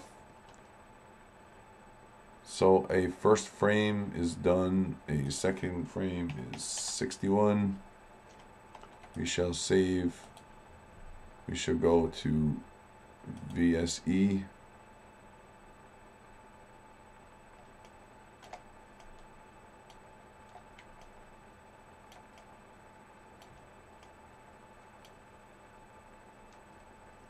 And I'm going to pop it over here for long enough to render and see if this doesn't crash.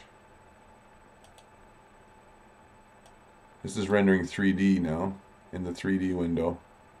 At least I'm getting an overall sense of how long it's going to take.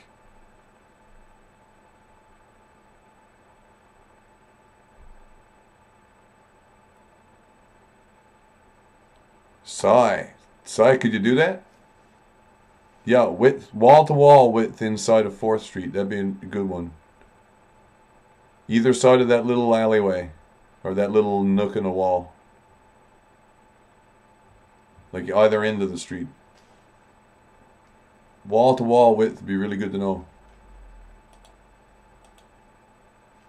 Pretty sure I know what the road surface is.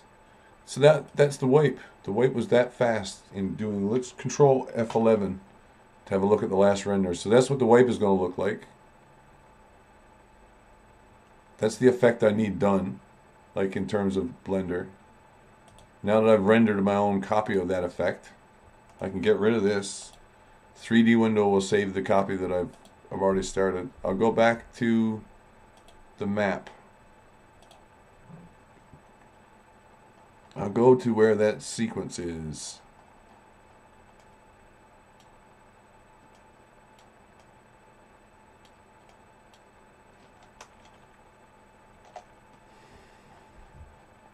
It's right here on JK overlay. I'll get the clip that I just rendered, the wipe effect, cut. I'll bring it over to Ultimate Cut for now. But I'm going to rename that sometime soon. Shift A. We're going to add a movie. I totally need to put this in a better folder. Wipe effect. Only 71K. Add movie strip. Currently wants to do this. That's all it wants to do, right? But wait, there's more.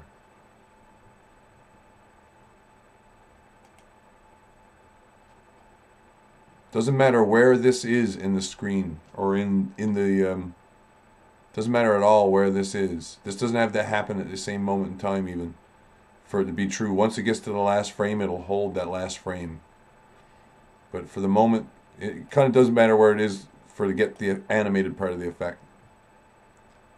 But if I go here already, this wipe effect strip's got its own naming scheme over here. It's got its own data block associated to it. So I can get this name directly from here. Or I already added the mask. I can click on this and get the name from here too. The wipe effect. Don't need to see this. I don't need to see it. It needs to merely be in the same place. Like a line for time. So now if I scroll through,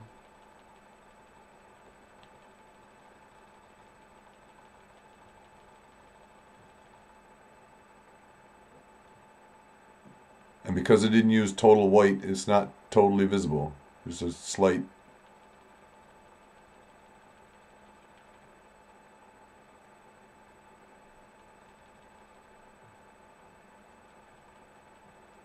If I want that to be totally visible, that's still controllable though.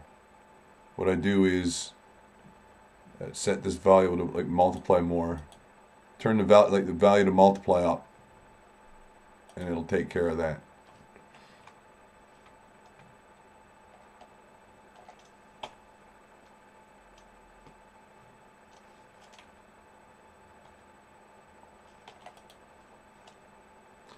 Now, what if I want a more precise wipe than that one? I mean, say, there's a sense that the whole thing starts to fade in first and then it wipes across. What if I want to be more tight about it? Same thing that's true for this clip with a transform is true for this one, even if it's not visible. So if I add, shift add a transform, and match the transform for the wipe over the overlay, then I'll get much the same effect, but localized to where the overlay is. So let's see, I want this one to merely be add, say. Set, wrong one. That one. This one will be set to add. Why am I setting it to add? Well, this is why. As the wipe occurs, all that's going to happen is the whiteness will blend it out. So, as I'm late in the wipe, I'll be able to get a better idea of what to do with this. 0.5, okay, yeah, it needs to overlay up here. How about if I only want to see half of that? 0.5 on the opacity.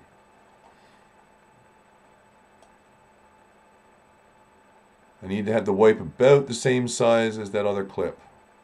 So this looks to be about 25. I could go 0.51 to make sure. And this one will therefore be also 25. Minus maybe 2.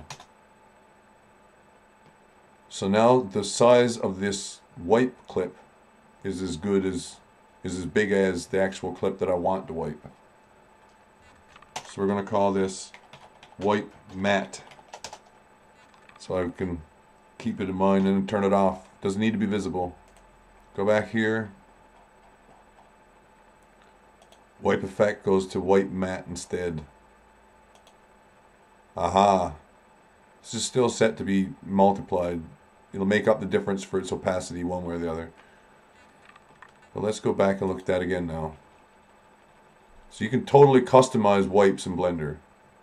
In any, as long as you can imagine a way of doing it in 3D or in a graphic window. You can make a still image and do the same thing. Just wipe the still image across the screen.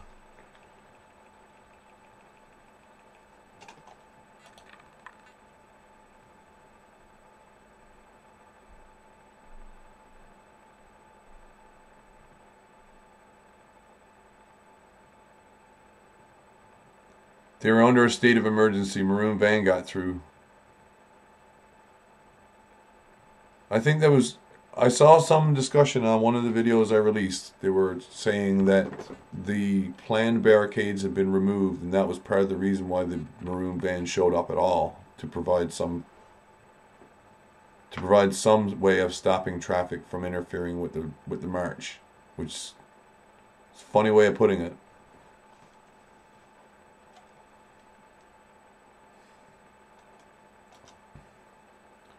So yeah, the wipe doesn't have to be visible, it's a matte.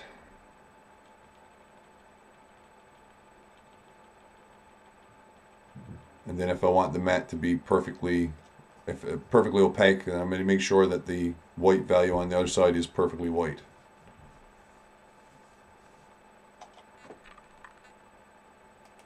Can also multiply the matte, not this one. That's multiplied to get that color. I can also multiply this one. But white multiplied by white will only, well, that's actually a really bad explanation. Let me show you. Let's say in the multiply value I've got a 90% opacity, 0.9, multiplied by 90% opacity. What do you think we're going to get? I'll tell you what it is. It's 81%. Which is why multiplying some values doesn't work very well unless you go in the opposite direction, and you can't. And no matter how much you overcrank them, it won't matter. Saturation won't matter either. Yuck.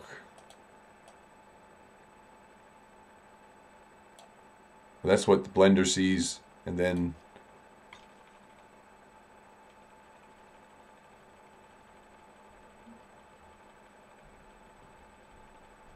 yeah, it should have been at the top of the street. That's right. Exactly. It should have been at the very top of the street, not the bottom. That's the first thing I said when I saw that discussion. I was like, boys, then you admit that it was an improvised roadblock and in the wrong spot.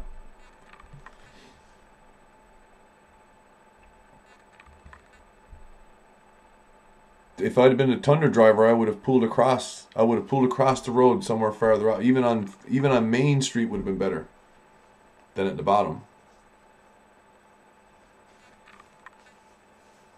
Yeah, it is BS.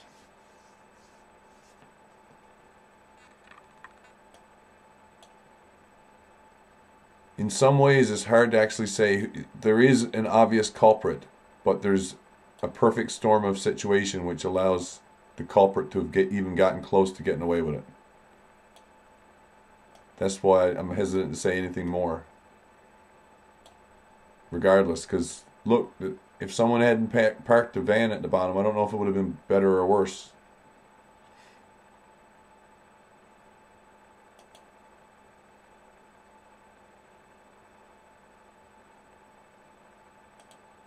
Might not have.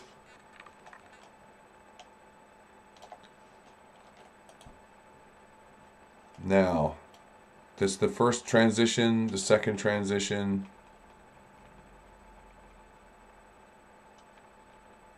That one fades out real quick, like.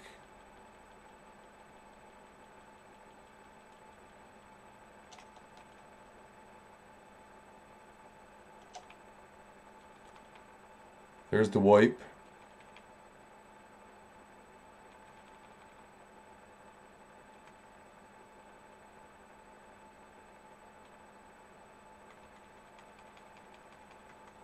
There's the crossfade. And as I said earlier, that's a gamma cross.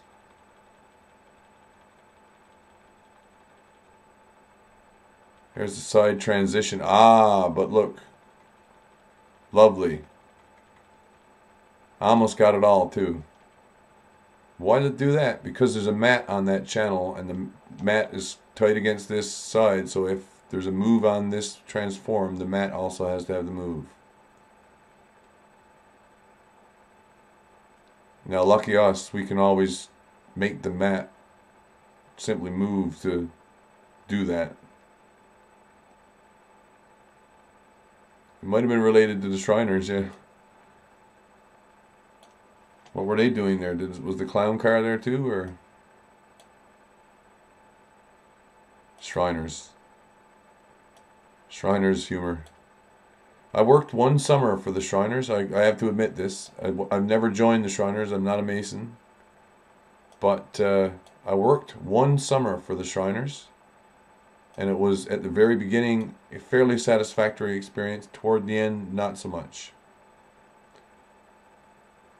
But they are an interesting organization. They are very interesting. They got some different rules, like to other organizations. In case you didn't know. Although I guess it might be true for all Masons. For example, I don't know whether or not it's true in the Masons that you got to have a unanimous vote in order to have any kind of. There has to be a unanimous agreement for anything to pass the group assembly. They do have circuses.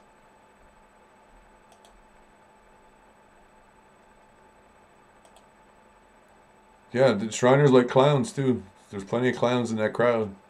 Ergo, he's in on it.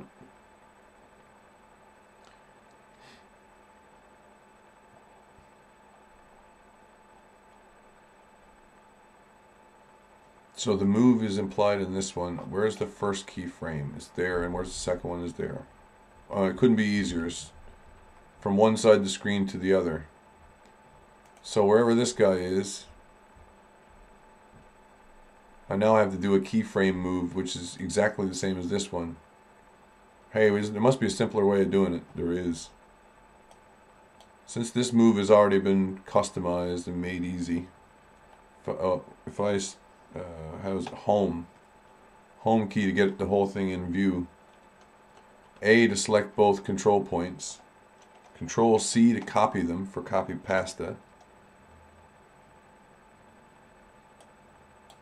Select this strip. Enter keyframe here. Now it has a keyframe at the same moment in time, even though it's not visible. Doesn't matter. Geez, where is? You don't see me? Your headphones are hurting. I'm here, man. I'm here. Keyframe is already selected and entered in. But if I hit Control V right now, it'll copy over the two that I just copied. There's the exact same move now applied to both of these clips at the same moment in time. So when this one starts moving, the mat moves with it. And now it doesn't get that side wipe effect. But if I wanted to wipe it at all, now all I'd have to do is to institute another move to get rid of it. I could reverse it, you know.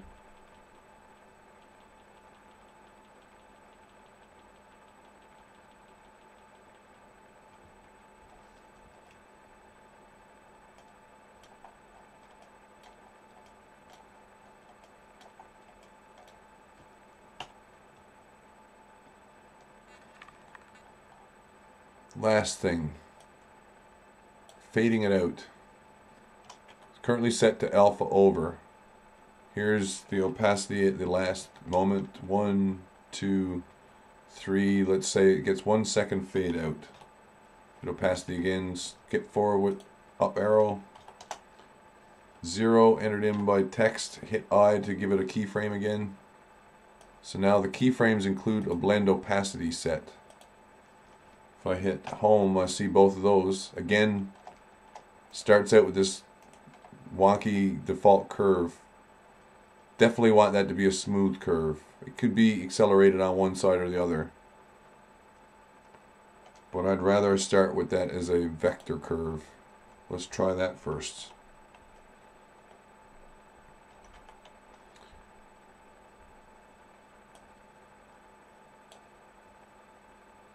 So this is basically how to control the rubber bands. You can think of it that way on the graph window. Designate those as different types of curve, like vector handles or free or aligned handles. Aligned automatically aligns the way you need it.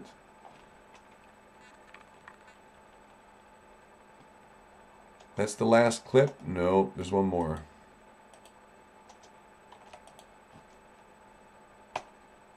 It's a... I need to cross fade this one. Gilmore, I think, is set to cross. Yeah. And this one's going to be set to cross, but I'm going to alpha cross, or gamma cross, sorry. So it's against the same type of image. The crossfade is going to be weird. It's going to be a bit like a zoom. It's going to be really quick too. So one here, 10 frames, 20 frames. And set in another one. Go to the end of the clip with page up. Go back a frame. Set another one. Oh, I could let that snap off, that one.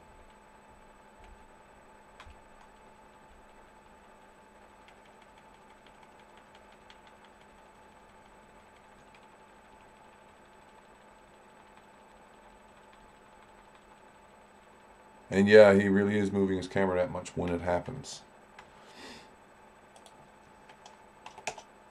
That's how much motion stabilization can do the trick. Wow. All this setup work, and I'm only now ready to render. Sync test against Gilmore. Good.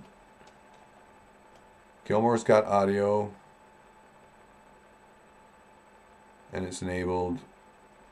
Who else do we want here? We'll get Reb and Lorenz probably.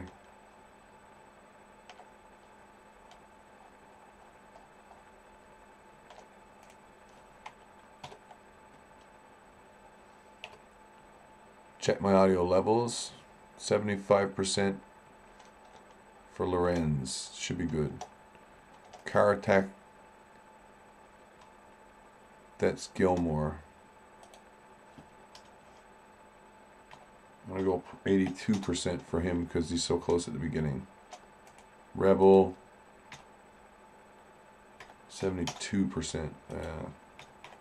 Another one for good measure. That one's already at 70%. I can explicitly make it 75. It's really loud. It's too loud when the screeching tires occur. So that should be a good mix, I think. Going to flip this over this way. Going to go to the dark room. Going to hit animation. Oh no. What's going on? We're looking at what the map will be rendering like. The map for this exact section that I just did. So this is a freebie. I get a freebie map overlay. I'll let it run. Because it ain't that many frames, right?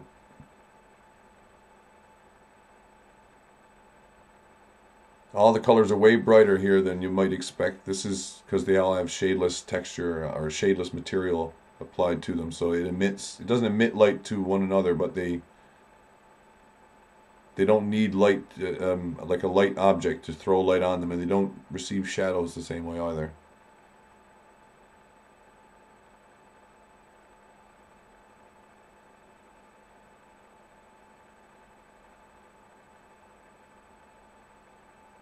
We got the maroon van turned exceptionally opaque.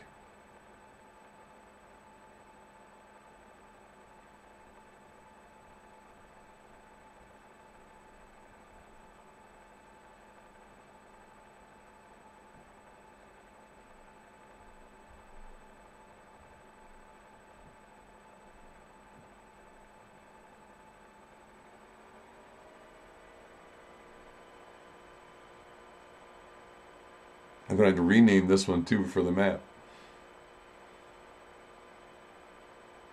And yeah, this one goes right to the top of the road. It's 45 seconds worth of animation here.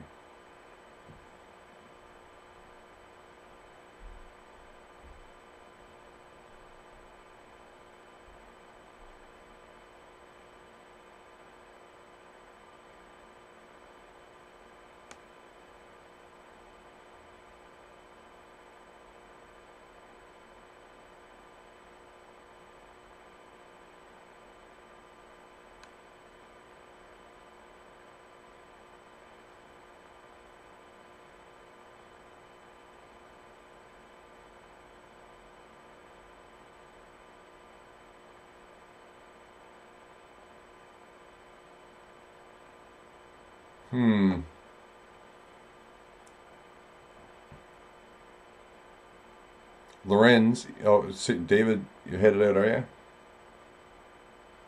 Yeah, break a leg, David.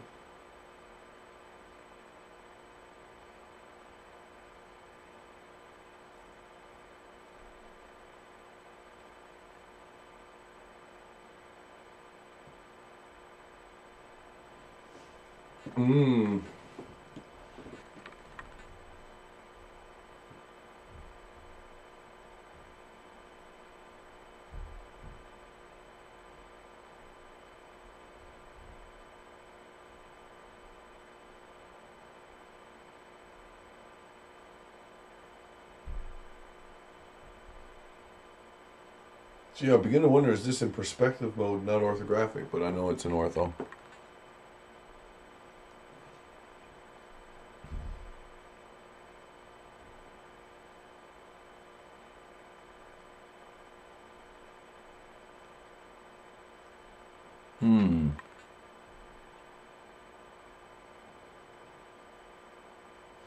Getting much less than 1 frame a second too. You get a decent chance of seeing each frame of the animation.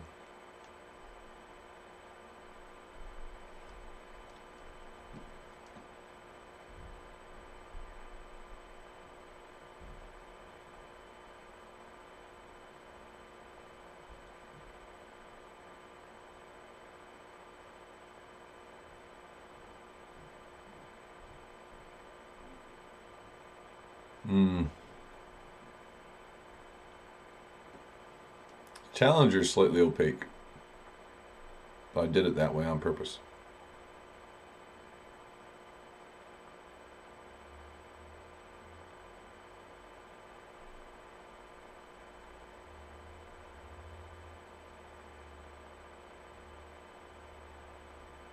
See in the top corner here, each frame number is explicitly being laid down in the animation. So we can tell how far we are overhead. Time between frames is less than, well, somewhat less than 4/10 of a second for each. Which ain't bad. Might be able to make a few improvements to the image quality for the next time I try this.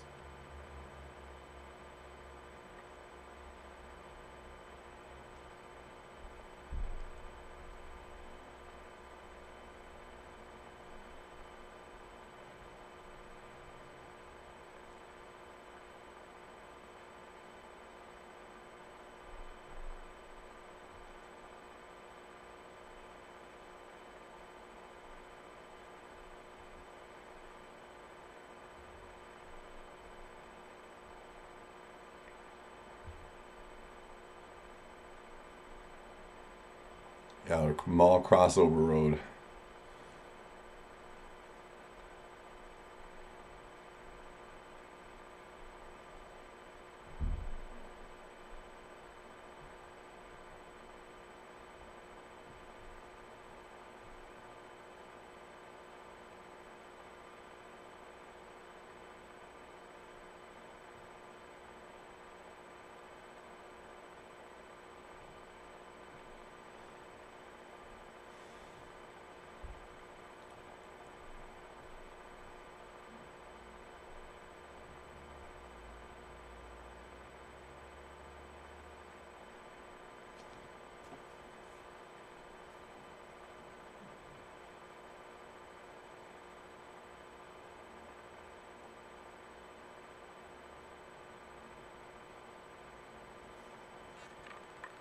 Yes, many of these curves are not finished yet. They could still use a little work, but the main thing is the broad strokes. Get those done, and then I can fine tune anything as necessary later.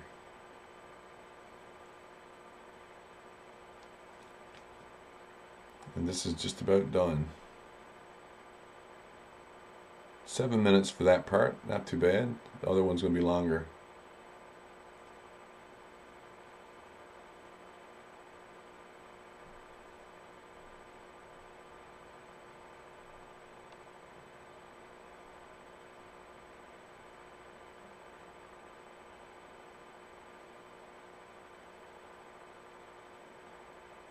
Because yeah, Gilmore turns around and goes down the hill. Yay.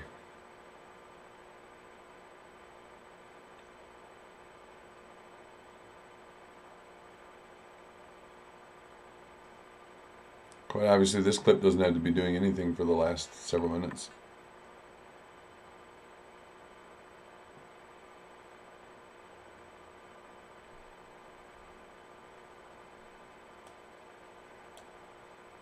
Wow, a bunch of frames left to go.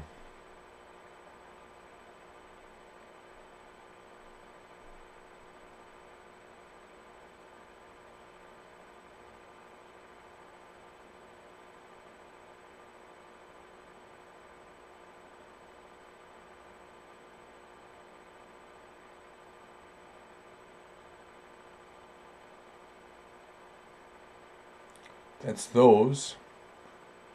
Yeah, unexpected bonus. I'm gonna rename this one Sync Test Gilmore, and I'm gonna call it Map. And now I'm gonna re-render without compositing but sequencer. So this time it'll be what we view up here, not what we have in the 3D view.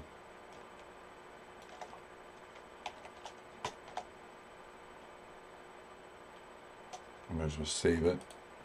And now run it again. Oh, this one wants audio. Oh, the last one got audio and didn't need it. Right on. The last one's got audio synchronized to it as well.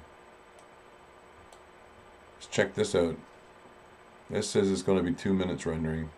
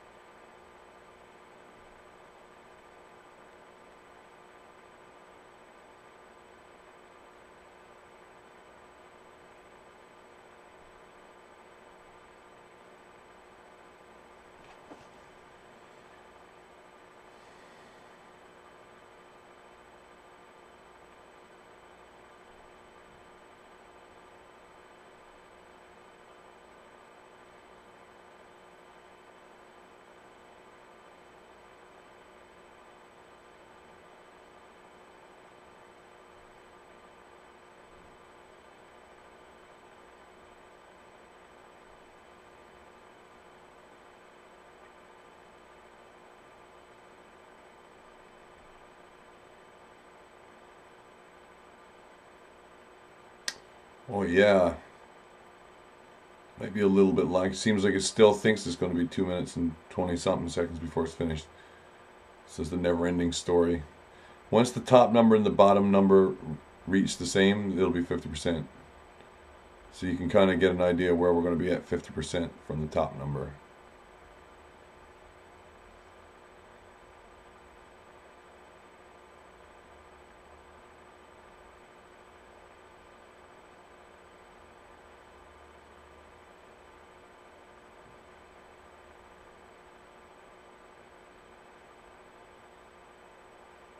Does anyone know if the Challenger is rear wheel or front wheel drive?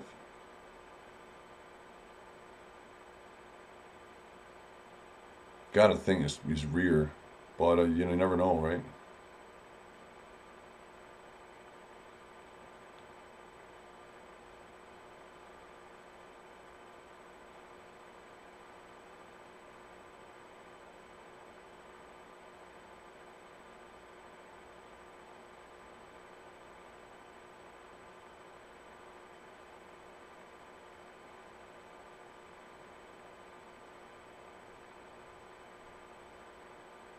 Would think that it is, right? Hey, Tim Mai. Oh, it's Timmy. Right on.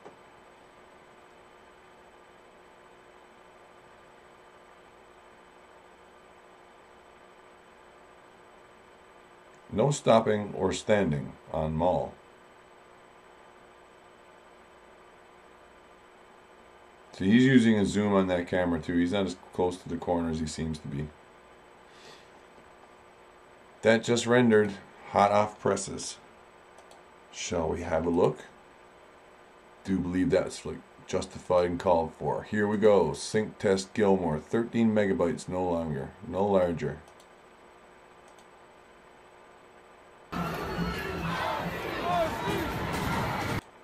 It's on a loop. And it's as long as Gilmore's clip.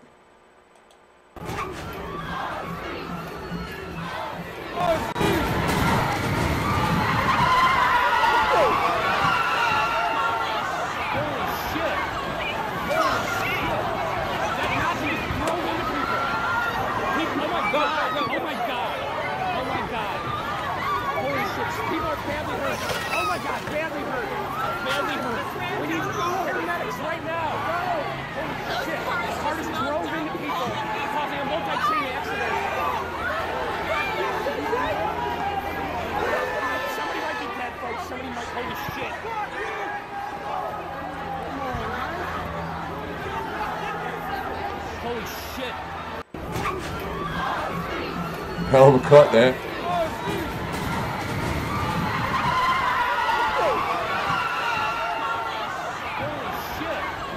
Front and back, right?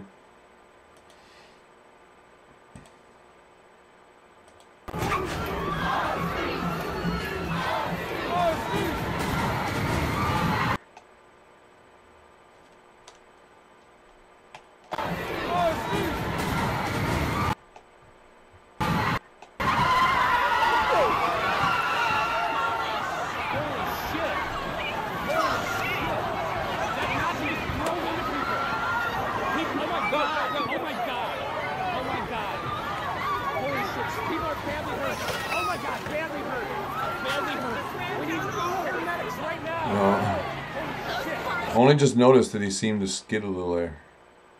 I did think he was right there. He overcorrected after he got on. So yeah, it is rear wheel. Gotta be. So she caught. More weight on one side than the other, so it wasn't quite positive traction. Woo! Cool.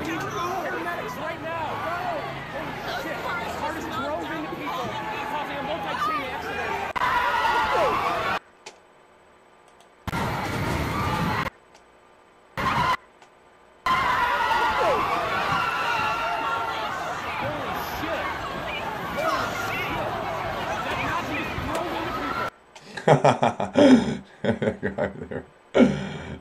It's more visible there than it is there.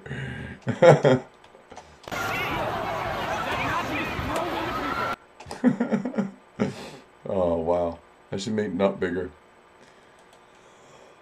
Excuse me. So that doesn't end the broadcast day, but it does end the task at hand. I got that little clip rendered separately. I could conceivably get rid of all of those clips now and just stick that one thing in here. And if I didn't like it, I don't have to get rid of them. I can just save them and save this version, I should say. One thing I am going to do is to, well, it's as long as Gilmer's clip, isn't it? If I remember right. And no longer, yeah. So this is time to Gilmer's clip. I'm not losing anything by changing these back.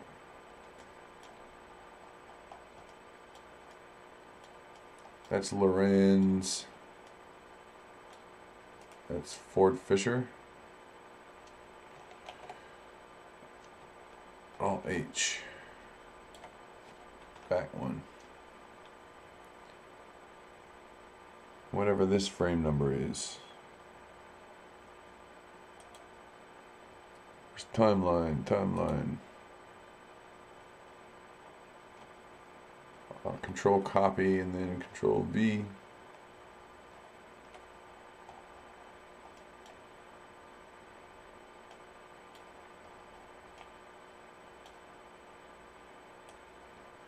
I am going to stop, get myself something to eat now that it's Creston local 2 p.m. or 2 a.m. Thank you for watching. See, the chat was totally going crazy. Totally going nuts, man. Which is the way I like it. We're in default view. This should be 3D.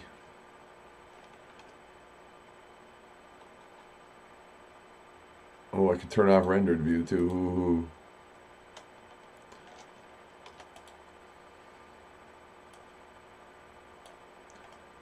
I will return in an hour or so, and when I do, I'll be picking it up where I left it off. Probably doing a short tracker or two for smaller things. And the crowd needs to be tracked, which is a not small thing, but a not terribly difficult thing. I think it'll be easy enough. Don't need to see relationship lines. Thank you for watching, and I'll catch you soon.